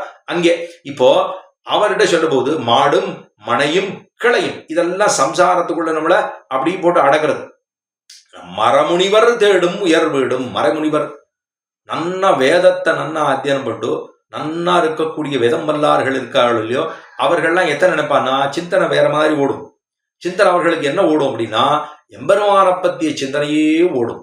என் சிந்தனைக்கு நீயாய் அப்படின்னு ஆழ்வார் தெரிவித்த திருவங்கை ஆழ்வாருடைய பெருமாள் சிந்தனைக்கு நீயான்னு பெருமாளுக்கு உண்டு, அவருக்கு உண்டு இல்லையா. ஆஹா, இவர் என்ன சொல்ல வர்றார் அப்படின்னா மாடும் மனையும் கிளையும் இதெல்லாம் இங்கேயே நிறுத்தும். ஆனா மரமுனிவர் தேடும் உயர் வீடும் சென்னரியும், அந்த சென்னரி சொல்ல இல்லையோ, அதுதான் அர்ச்சிராதி மார்க்கத்தை சொல்லுகிறார். செந்நெறி அப்படின்னா அர்ச்சிராதி மார்க்கம். ஏன்னா தூமாதியா அர்ச்சிராதியா அப்படின்னா இவனுடைய கர்மங்களுக்கு விஷயமாகத்தான் இவன் ததா வித்வான் புண்ணியபாபே விதுஜ நிரஞ்சன பரமம் சாமியம் உபைதின்னு சாஸ்திரம் சொல்லுவது போல இவன் என்ன பண்றான், இவனுக்கு இருக்கக்கூடிய பாவங்கள் என்ன புண்ணியங்கள் என்ன அதெல்லாம் அப்படியே விட்டுட்டு இவன் அந்த சுஷும்னா நாடியை பிடித்த பிற்பாடு அதுக்கப்புறம் அர்ச்சிராதி மார்க்கத்திலே புறப்பட்டு செல்லுகிறான்னு சொல்றோம். இந்த மறைமுனிவர் தேடும் உயர் வீடு, லோகத்தில் இருக்கக்கூடியவாள்லாம் பார்க்கறது மாடு மணக்கிளை, ஆனா மறைமுனிவர்கள் எல்லாம் தேடக்கூடியது எதுன்னா அது உயர் வீடு. ஏன்னா அதுக்கு தனியா சொல்றாரு உயர் வீடு, சாதாரண வீடா இது எம்மா வீடுன்னு ஆழ்வார் சொன்னார்கள். எம்மா வீட்டு தரவும் செப்பம் நின் செம்மா பாதவர்ப்பு தலை சேர்த்தொல்லை கைமா துன்பம் கடிந்த வினானே அம்மா அடியேன் வேண்டுவது இதேன்னு ஆழ்வாருடைய திருவாக்கு. இந்த எம்மா வீட்டு தரவத்திலே பிராபியத்தையே நிஷ்கரித்தார், வாண்டான்ட்டார்.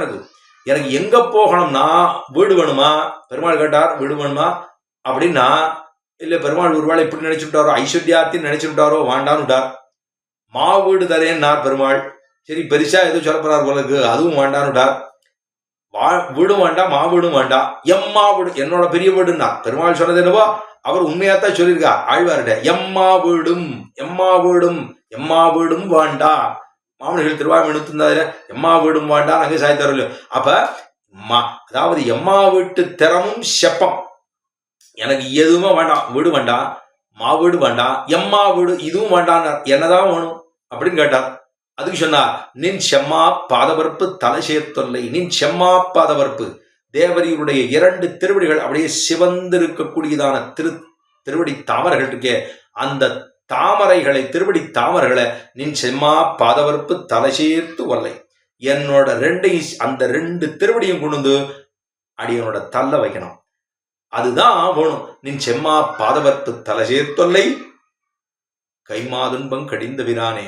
கைமா அந்த ஆணை கருளையின்னு கண்ணுரான்னு ஆழ்வார் தெரிவித்தாரோ இல்லையோ, அந்த கஜேந்திர ஆழ்வானுக்கு தானும் அப்படி ஒரு இடரை போக்கி கொடுத்தாயே அப்படின்னு சொல்லிட்டு அந்த நின் செம்மாப்பாதவர்ப்பு தலை சேர்த்தொல்லை கைமா துன்பம் கடிந்த பிரானே. அம்மா அடியேன் வேண்டுவது இதை, இதுதான் வேணுங்கிறேனே தவிர வேற ஒண்ணும் வேண்டாம். இப்ப இந்த உயர் வீடுங்கிறது ஆழ்வாரங்க எனக்கு அந்த வீடே வேணான்னார். இங்கே சொல்றார் மறைமுனிவர்கள் எல்லாம் எத்த தியானித்துக் கொண்டிருப்பார்கள்னா நிச்சயம் அவர்களுக்கு இதேதான் இருக்கும். இன்னைக்கு எனக்கு இன்னைக்கா நாளைக்கா நாளான்னைக்கா எத்தனை நாளைக்கு கொடுக்க போறேன் அப்படின்னு மறைமுனிவர் தேடும் உயர் வீடும் செந்நெறியும் அவர்களுக்கு நோக்கே உயர்ந்த நோக்கா இருக்கும். அதான் செந்நெறினார். செந்நெறினா அச்சிராதி மார்க்கம், பீடுடைய எட்டெழுத்தும் உயர்ந்திருக்கக்கூடிய குற்றமே இல்லாது இருக்கக்கூடிய உயர்ந்ததாக இருக்கக்கூடிய எட்டெழுத்தும் திருமந்திரமாக இருக்கக்கூடிய எட்டெழுத்தும் தந்தவனே என்று இராதவர்கள். இந்த எட்டெழுத்தை கொடுத்தது யார், உபதேசம் பண்ணது யார், ஆச்சாரியன் தானே. அதான் பீடுடைய எட்டெழுத்தும் தந்தவனே என்று இராதவர் அப்படின்னா அத அந்த திருமந்திரத்தை சொன்னவர்கள்ல தந்தவனே என்று இராதவர், அந்த திருமந்திரத்தை கொடுத்தவன் பேரிலே இருக்கக்கூடிய அந்த அந்த பிரீத்தி, அந்த ஒரு அவர்களிடத்துல இருக்கக்கூடிய ஈடுபாடு அது இல்ல, அந்த பிரேமம் கனத்திருக்கையுங்கிறது இல்ல அப்படின்னா உறவை விட்டுடுக. அப்படி இருக்கிறவருடைய சம்மந்தத்தை வச்சுக்காதேன்னா உறவை விட்டுடுகை கண்டீர் விதி. இதுதான் சாஸ்திரமே சொல்லியிருக்கு. சாஸ்திரம் சொன்னதை தான் இங்க சொல்றேன். உயர் வீடு அப்படின்னா மோட்சம், அதாவது எம்பெருமான். ஏன்னா கைவல்யம்னு ஒண்ணு இருக்கும் இல்லையா, அது தாழ்ந்தது. அந்த கைவல்யம் வேண்டாமே. உயர் வீடுன்னு சொல்லப்படுகிறது ஸ்ரீவைகுண்டமாக இருக்கக்கூடியதான எம்பெருமானுடைய திருவிடை நிழலுக்கு நித்தியமாக கைங்கரியம் பண்ணக்கூடிய அந்த இடத்துல தான் சொல்றாருங்க உயர் வீடு. அதனால ஏன்னா உயர் வீடுன்னு சொல்றதுக்கு எதுக்கு, சரி சாதாரணமா வீடு சொல்லிக்கலாமே, எதுக்கு உயர் வீடுன்னார்னா ஆழ்வார் பாசுரங்கள்ல பொல்லாவரக்கனை கிள்ளி களைந்தானே சொல்லமா இல்லையா, பொல்லாவரக்கன் அப்படின்னு கொல்லவரக்கி மூக்கறிந்துட்ட பொல்லாவரக்கன்னார். அதாவது ஆண்டாள் சொன்னது பொல்லாவரக்கனை கிள்ளி களைந்தானேன்னார். நாச்சியார் திருமணி சொல்ல கொல்லவரக்கி மூக்கறிந்துட்ட குமரனார் சொல்லும் பொய்யானான்னு சொன்னா, அப்ப பொல்லாவரக்கன்னா ஏன்னா நல்ல அரக்கன் ஒருத்தன் விபீஷணன் இருக்கானோ இல்லையோ, அதே போல கொல்லவரக்கி அப்படின்னா இருந்தாலும் இல்லையோ ஒருத்தி நல்ல ஒருத்தி திருஜட இருந்தாலும் இல்லையோ, அதனாலதான் கொல்லவரக்கி மூக்கறிந்துட்ட குமரனார்னு இங்கே பாசுறோம்.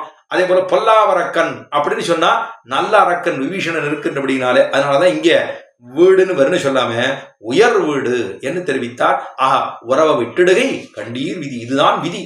அதனால அந்த ஆழ்வார் ஆச்சாரியர்கள் சம்பந்தம் இல்லைன்னு சொன்னா அவர்களோடு சேர்ந்திருப்பது, அவர்களை போய் நம்ம பந்துக்கள்னு சொல்றது, உறவை நீடித்து கொண்டு இருப்பது, இதெல்லாம் வேணுமானா இதெல்லாம் சகவாசமா வேண்டான்டா. சகவாசம் அப்படின்னா இந்த மாதிரி சகவாசமே கூடாது அப்படின்னுடா. ஒரு வைட்டவதிகாரி கவசியாபேட்சிதம்னு பிள்ளவலகாரியன் தான் தெரிவித்தது பார்த்தோம்னா ஒரு 10-11 விஷயங்களை சொல்றார். அதுல புறம்புண்டான பத்துக்களுடைய வாசனையோடே விடுகையும் எம்பெருமானையே தஞ்சமன்னு பத்துகையும் பேரு தப்பாதின்னு துணிந்திருக்கையும் பேத்துக்கு தரிக்கையும் இருக்கும் நாள் உகந்தருளின நிலங்களிலே பிரபலனாய் குணார்வு கைகரியங்களே பொதுபோக்காக அப்படின்னு சொல்ற போது இதெல்லாம் எங்க இருக்கணும்னா வைஷ்டவனையே சகவாசம் என்று பத்துகையும்னு சொல்லிட்டார். பரமசி விட்டவனை தான் சகவாசமா வச்சுக்கணுமே தவிர அவர்களுக்கு ஆத்ம பந்துக்கள்னு பேரு. பந்துக்கள்னா பந்துக்கள் ஆபாச பந்துக்கள், ஆனா இது ஆத்ம பந்துக்கள். ஆத்ம பந்துக்கள்னா நமக்கும் அவளுக்கும் அந்த பரமாத்ம விஷயத்துலதான் நமக்கு ஈடுபாடு, அவர்களுக்கு நமக்கும் வேற சம்பந்தம் இல்லான்னா இதத்தான் அந்த ஆத்ம பந்துக்கள். தேவ சம்பந்தம் கூட இல்லையேன்னு பிரார்த்தித்தார் குரத்தாழ்வான். நமக்கு முதலியாண்டானுக்கு இருந்தது, திருக்குறி பிள்ளானுக்கு இருந்தது, நமக்கு இல்லையன்னா அது விஷயம் வேற. அங்கே பரமபாகவதர்களாக இருக்கக்கூடியதான அந்த ஒரு சம்பந்தம் இல்லையேன்னு சொன்னா அது அங்க இருந்தது, நிறையவே இருந்தது. அதனாலே குரத்தாழ்வானுக்கு அந்த ஒரு வருத்தம் எப்பொழுதுமே உண்டு. இவ சொல்ற மாமான் மகளேன்னு சொன்னா எங்கேயோ இருக்கக்கூடிய அந்த மதுரப்பட்டணத்துல இருக்கக்கூடிய ஆய்ப்பாடியில இருக்கக்கூடிய ஒருத்திய போய் மாமான் மகளேன்னு சொன்னோம்னா பாகவத சம்பந்தத்தை ஏறிட்டு கொண்டு என்று அங்க பாக்குறோம். ஆஹா இப்படி இவர்கள் யாருன்னா ஆச்சாரியனே எல்லாம் என்று இருக்கக்கூடியதாக இருக்கக்கூடிய சீவெட்டவர்களை நம்ம உத்தேசம் உறவாக வைத்துக் கொள்ளலாம். மற்ற பேர்களை வைத்துக் கொள்வதிலே அவசியமில்லை, உறவு விட்டுடணும், அதுதான் விதி கண்டீர் விதி என்று சுவாமி தெரிவித்தார். 31 சொல்றார். மேலே சரணாகதி காட்டி கொடுத்த ஆச்சாரியன் இருக்காரு, அவர்தான் தஞ்சம், ஆச்சாரியனே தஞ்சம் அப்படி சொல்றார். இதே சுவாமி சாதிக்கிற போது அதாவது சுவாபிமானத்தாலே ஈஸ்வர விமானத்தை குலைத்துக் கொண்ட இவனுக்கு ஆச்சாரிய அபிமானம் தவிர வேறு கதி இல்லை என்று பிள்ளை பலகாலம் அருளி செய்ய கேட்டிருக்கையா இருக்கும்னு சுவாமி தாரிகிறார். அப்ப வடக்கு திருவீதி பிள்ளை சாதிக்கிறான், அதாவது சுவாபிமானம் இவனுக்கு ரொம்ப சுவாபிமானம் ரொம்ப நிறைய இருக்கு. அகங்காரம் அகங்காரங்கள்லாம் நிறைய இருக்கு, வயசாகிட்டே இருக்கு. ஆனா இதெல்லாம் மட்டும் குறையவே மாட்டேங்குது, இன்னும் கூட போயிட்டே இருக்கிறது குறையல. அகங்காரம் அகங்காரம்னா நான் எனது அப்படிங்கிறது நிறைய இருக்கு. அப்படி இருக்கிறதுனால சுவாபிமானத்தால ஈஸ்வர விமானம் பெருமாளுக்கு போறது பண்றது கைங்கரியம் இதெல்லாம் ஒண்ணுமே இல்லை, எல்லாம் முடிஞ்சு போச்சு. ஈஸ்வர விமானத்தை குறைத்துக் கொண்ட இவனுக்கு ஆச்சாரிய அபிமானம் தவிர, ஆச்சாரியன் இவனை அபிமானிக்க வேண்டும், அபிமானம் தவிர வேறு கதி இல்லை, வேற கதியே இல்லை. பெருமாள் ஆச்சாரியன் அபிமானிச்சுட்டாருன்னா விட்டுருவார். ஆனா பெருமாள் கிட்ட நேரடியாக அவனால போக முடியாது, ஏன்னா அவன் ஒண்ணுமே பண்ணலையே. அப்ப பெருமாள்கிட்ட போனோம்னா ஆச்சாரியன் மூலமாக இவருடைய கிருப்பை இல்லைன்னா ஒன்றும் நடக்க போறது இல்லை அப்படிங்கிற அளவுக்குத்தான் அங்கே தெரிவித்தார். இங்கே சரணாகதி காட்டி கொடுத்ததான ஆச்சாரியனே தஞ்சம் அப்படிங்கிறத தான் இந்த பாசுரத்தாலே தெரிவிக்கிறார். வேதம் ஒரு 4 உட்பொதிந்த மெய்ப்பொருளும் கோதில் மனுமுதன் நூல் கூறுவதும் தீதில் சரணாகதி தந்த தன் இறைவன் தானே அருளாகும் என்னும் அது. தன் இறைவன் அப்படி சொல்லிட்டார். இறைவன்னா எல்லாருக்கும் போதும், ஆனா தன் இறைவன் ஆச்சாரியனை தான் இங்க சொல்றார். தன் இறைவன் அப்படின்னா எத்தனை உயர்ந்த திருவாக்கு, ஆச்சாரியர்களுக்கு எத்தனை ஒரு பெருமைன்னா, அவர் பாடினது எம்பெருமானார் வாழ்ந்த காலத்தை இந்த எம்பெருமானாரையே அப்படி வைத்துக் கொண்டுதான் தன் நிறைவன் அப்படி சொல்லிப்போம். ஏன்னா சரணாகதி வேதம் ஒரு 4 சொல்லிருக்காரு பாருங்க. அப்படின்னா அந்த 4 வேதமும் அத்தனை உயர்ந்து, அந்த 4 வேதம் உட்பொதிந்த மெய்ப்பொருள் அது சொன்னதே எதுதானா, இந்த அஷ்டாட்சரின்னு சொல்லப்படுகிறதான திருமந்திரத்தினுடைய அந்த திருமந்திரத்தை தான் வேதம் ஒரு 4, ரிக்வேதம் என்ன, யஜுர்வேதம் என்ன, சாமவேதம் என்ன, அதர்பண வேதம் என்ன, இது 4லையும் சொன்னது என்னது, அது எல்லாத்தையும் சொன்னது திருமந்திரத்தை சொன்னது. திருமந்திரம், அந்த திருமந்திரத்தை அதுக்கு இருக்கக்கூடிய பெருமையோ அவ்வளவு பெருமை. அது எல்லாம் 4 வேதத்திலையும் இருக்கக்கூடியதான உட்பொருளை எல்லாத்தையும் அந்த திருமந்திரத்துல இருக்கு. அது அந்த திருமந்திரத்துல இருக்கக்கூடிய விஷயத்தை தெரிஞ்சுட்டுதான் சரணாகதி மார்க்கமே இருக்கு. அந்த சரணாகதி மார்க்கத்தை தான் ஆச்சாரியன் நமக்கு சொல்லி கொடுத்திருக்கார். அதனாலே வேதம் ஒரு 4 உட்பொதிந்த மெய்ப்பொருள் அதுல சொன்னது சரணாகதி சாஸ்திரத்தை சொன்னது. திருமந்திரத்துல இருக்கக்கூடிய அர்த்தம் என்ன, ஏன்னா திருமந்திரத்தை தெரிஞ்சுட்டான் அப்படி சொன்னா சேஷத்துவம், இந்த சேஷத்துவம் இருக்க வேணும், பாரதந்திரியம் இருக்க வேணும். சேஷத்துவம் இல்லாத போது சொரூபம் ஒரு நாளும் இராது, கூடவே இருக்காது. சேஷத்துவமே இல்லைன்னா இப்ப சொரூபம் என்ன, இவனுக்கு சொரூபமே இல்லை. அப்ப திருமந்திரத்தை தெரிந்து கொண்டு இது 4, அதாவது அகாரார்த்தோ விஷ்ணு ஜெகதுதயரக்ஷா பிரளயகிருது மகாரார்த்தோ ஜீவஹா தது இதம் வைஷ்ணவம் இதம் என்று தெரிவிக்கிறார்கள் இல்லையோ. அந்த திருமந்திரம் என்ன, 4 வேதங்களிலும் 3 வேதங்கள்லேருந்து கடைஞ்செடுத்தார் போலே, தயிர் கடைந்து வெண்ண திரண்டினார் போலேன்னு சொல்லுவார்கள். அதுபோல வேதம் ஒரு 4 உட்பொதிந்த மெய்ப்பொருளும் கோதில் மனுமுதல் நூறு கூறுவதும் மனு சாஸ்திரம், மனு தர்ம சாஸ்திரம் இருக்கோ அது கோதில் குற்றமில்லாது இருக்கக்கூடிய மனு முதநூல், அந்த மனுஷ தர்மசாஸ்திரம் இருக்கே அது கூறுவதும் தீதில் சரணாகதி தந்த நமக்கு நல்ல எண்ணத்தோடு கொடுத்திருக்காளா இல்லையா, இந்த சரணாகதி தந்த தன் இறைவன் தனக்கு கொடுத்ததான தன்னுடைய ஆச்சாரியன் இருக்காரே தானே அரணாகும் என்னுமது. அந்த அவர்தான் அரண், அவர்தான் நமக்கு அரண். இந்த ஆச்சாரியன் தான் நமக்கு கொடுக்க போகிறார் அப்படிங்கிறது தான். ஏன்னா ஆச்சாரியனைத்தான் தெய்வமாக மதிக்க வேணும்னு சொல்றா. அவர் வேற யாரும் இல்லை, அடுத்த பாஷையில் அதான் சொல்ல போறார். அப்ப ஆச்சாரியன் என்பது பகவானுடைய மற்றொரு அவதாரம் என்று கொள்ள வேணும் என்று சொல்றா. அதைத்தான் தந்த தன் இறைவன். பெருமாள்னா எல்லாருக்கும் இறைவன், தன் இறைவன்னா இவருக்கு இறைவன். அருளாள பெருமாள் எம்பெருமானாருக்கு இறைவன், எம்பெருமானார் நிச்சயிக்கலாம். தன் இறைவன்னா அவரவர்களுக்கு அவரவருடைய ஆச்சாரியன் என்று கொள்ள வேணும்.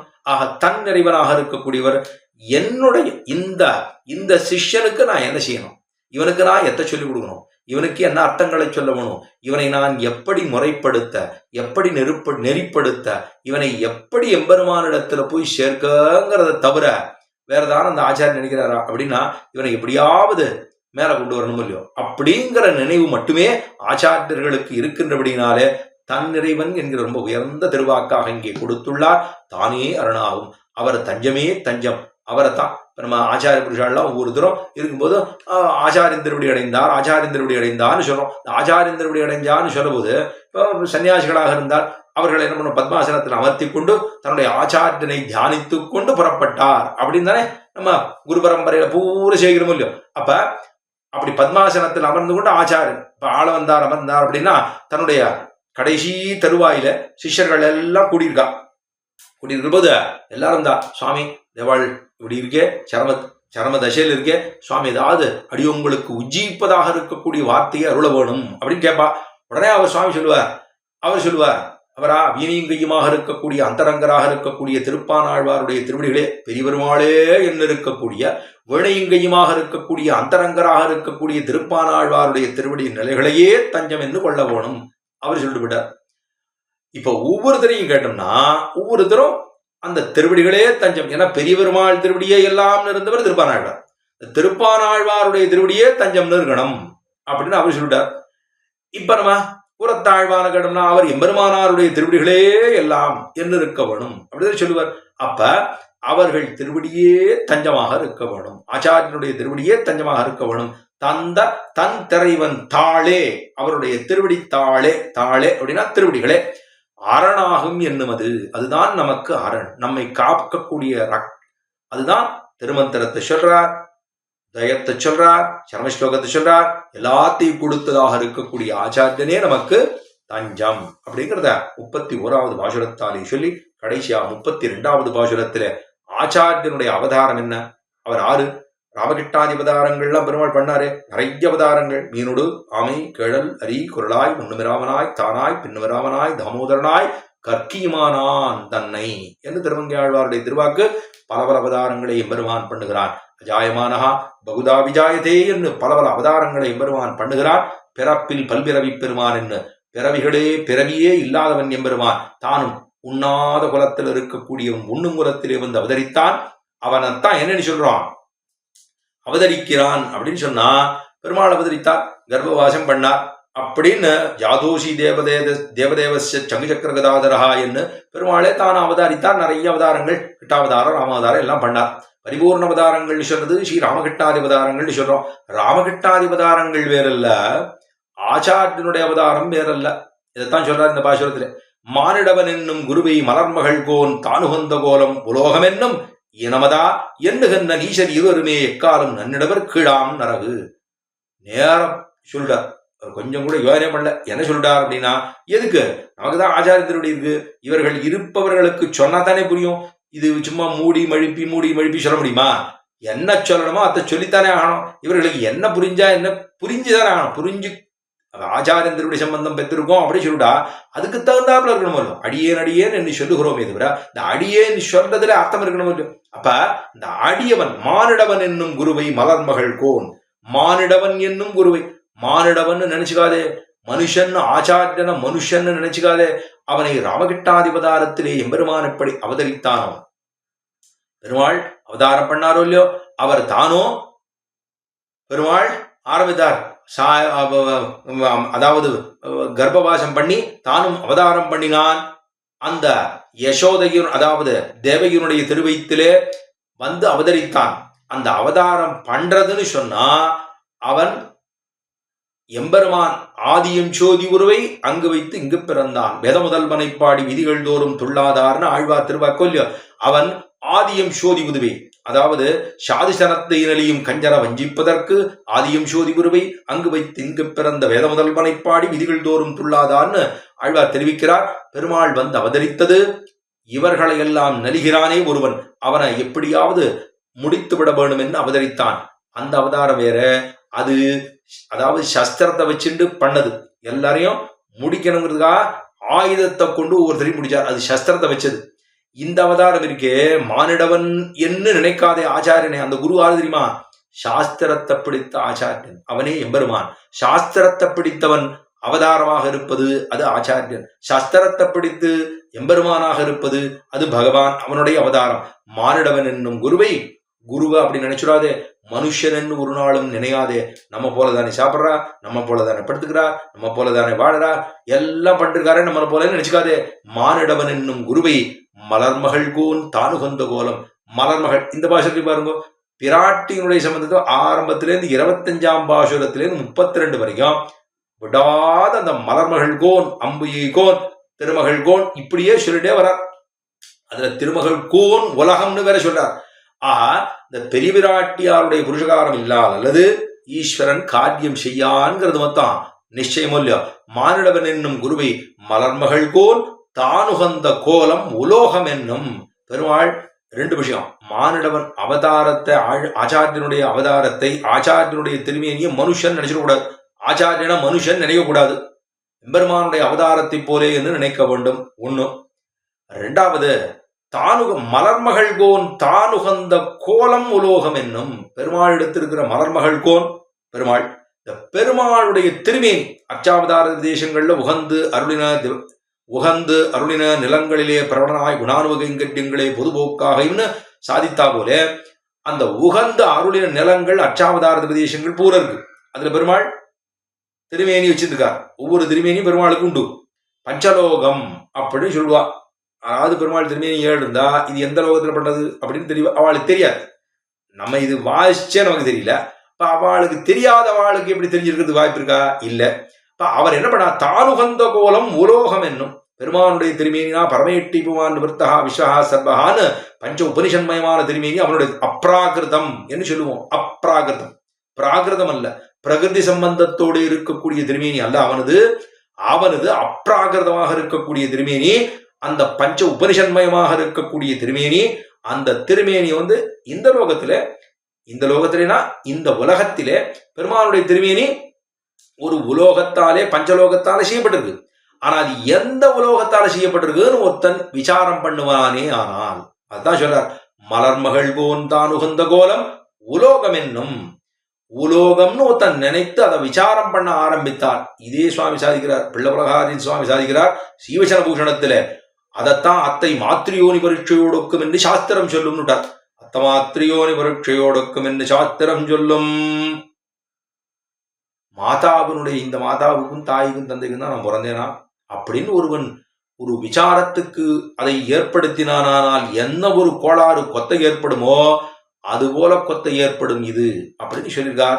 தானுகந்த கோலம் உலோகம் என்னும் இனமதா. ரொம்ப நீச்சர்களோ இல்லையோ இப்படி நினைக்கலாமா? இனமதா எண்ணுகின்ற ரொம்ப தாழ்ந்ததா நினைக்கிறோமோ இல்லையோ அது செய்யக்கூடாது. இனமதா எண்ணுகின்ற நீச்சர் இருவருமே, 2 பேரும், மானிடவன்னு ஆச்சாரம் நினைக்கிற ஒத்தம், பெருமானுடைய திருமேனி உலோகம்னு நினைக்கிற ஒத்தம், இவா 2 பேரையும் எண்ணுகின்ற நீச்சர், அவர்கள்லாம் நீச்சர்கள் அப்படின்னு கொள்ளப்படுகிறார்கள். அது ரொம்ப தாழ்ந்தவர்கள் என்று கொள்ளப்படுகிறார்கள். இருவருமே எக்காலம் நன்னிடுவர் கீழாம் நரகு. ஒரு காலம் பாக்கி இல்லை, இவ மேல வரதுக்கே வழி இல்லை. கீழாம் நரகு, நன்னிடுவர் கீழாம் நரகு. எப்பேற்பட்ட தாழ்ந்த நரகத்துக்கு போவார்கள் என்று சொல்லி முடிக்க முடியாது. தாழ்ந்த நரகம் எப்ப மேல வருவோன்னு தெரியாது. அதள பாதாளம் அப்படின்னு சொல்லிட்டா பெரிய சாதாரணமா ஏதோ 10 அடி இருந்ததுன்னா விழுந்தோம்னா எந்த வந்துடலாம். 300 அடி கீழே இருந்ததுன்னா எங்கேருந்து வர்றது? ஏந்து வர முடியுமா? வர முடியாது. அப்ப விழுந்துட்டோம் அப்படின்னு சொன்னோம்னா கீழே அதள பாதாளத்துக்கு விழுந்து சேருவர்கள் நீச்சர் இருவருமே எக்காலம் நன்னிடுவர் கீழாம் நரகு. நரகத்துக்கு போய் சேருவர்கள் மேல் வருவதற்கு பிரசக்தியே இல்லாமல் போகும். அப்படிங்கிறத ஆச்சாரிய அவதாரம் எத்தனை உயர்ந்தது அப்படிங்கிற அந்த விஷயத்தை ராமகிருஷ்ணாதிபதாரங்களவுக்கும் அப்படிங்கிறது. ஆச்சாரிய அவதாரம்ங்கிறது ராமகிருஷ்ணாதிபதாரங்களை போலே உயர்ந்தது அப்படிங்கிறத நினைக்க வேண்டும் என்பதாகத்தான் சுவாமி ரொம்ப ஆச்சரியமான பாசுரங்களாக கொடுத்துள்ளார். இந்த விஷயத்தை இந்த கோட்டியில அடியனுக்கும் நீச்சனாக இருக்கக்கூடிய அடியனை சுவாமி இந்த விஷயத்தை சொல்ல வேண்டும் என்று அதை சொல்லும்படியாக சுவாமியே சக்தியையும் கொடுத்துள்ளார். அப்படிங்கிறதுனாலே சுவாமியினுடைய திருவடிகளுக்கு பல்லாண்டு பல்லாண்டு பல்லாண்டுன்னு பாடிக்கொண்டு, சுவாமி அருளாள பெருமாள் எம்பெருமானாருடைய திருவடிகளுக்கு பல்லாண்டு பாடிக்கொண்டு, எம்பெருமானாருடைய திருவடிகளுக்கு பல்லாண்டு பாடிக்கொண்டு, பூர்வாச்சாரியருடைய திருவடிகளுக்கு பல்லாண்டு பாடிக்கொண்டு அமைகிறேன். இந்த விஷயத்தை அடியன் கேட்டுக்கொண்டது அப்படின்னு சொன்னா, சுவாமி சிவவே சாரதி சுவாமி திருவரங்கத்திலே எழுந்துள்ளி உள்ளார். சுவாமி தான் அடியனுக்கு அனுகிரகம் பண்ணினார். அவர் அனுகிரகம் பண்ணதுனால ஏதோ சில விஷயங்களை இந்த கோட்டியிலே சொல்ல முடிந்ததுங்கிற இந்த கோட்டியாரிடத்திலே விண்ணப்பம் பண்ணிக்கொண்டு அந்த சாரதி சுவாமியினுடைய திருவடிகளுக்கும் பல்லாண்டு பாடிக்கொண்டு அமைகிறேன். அடியனுடைய ஆச்சாரியுடைய திருவடிகளுக்கும் பல்லாண்டு பல்லாண்டு பல்லாண்டுன்னு பாடிக்கொண்டு பொறுமையோடு கேட்டுக்கொண்டிருந்த கோட்டியாருக்கும் பல்லாண்டு பாடிக்கொண்டு அமைகிறேன். சிவதே ரமஜாமாத்து முனீந்திராய் மகாத்மனே ஸ்ரீரங்க வாசினே முயாது நித்யஸ்ரீ நித்தியமங்கலம் என்ன அமைகிறேன். க்ஷமிக்க பிரார்த்திக்கிறேன். பற்பமென திகழ் பைங்கழலும் தன் பல்லவமே விரலும் பற்பமென திகழ் பைங்கழலும் தன் பல்லவமே விரலும் பாவனமாகிய பைந்துவராடை பதிந்த மருங்கழகோ பாவனமாகிய பைந்துவராடை பதிந்த மருங்கழகோ முப்புரி நூலோடு முன்கையில் ஏந்திய முக்கோல் தன்னழகும் எப்பொழுதும் யதிராசன் வடிவழகு என் இதயத்துள்ளதால் இல்லை எனக்கெதிர் இல்லை எனக்கெதிர் இல்லை எனக்கெதிரே இல்லை எனக்கெதிர் இல்லை எனக்கெதிர் இல்லை எனக்கெதிரே இல்லை எனக்கெதிரே இல்லை எனக்கெதிரே இல்லை எனக்கெதிரே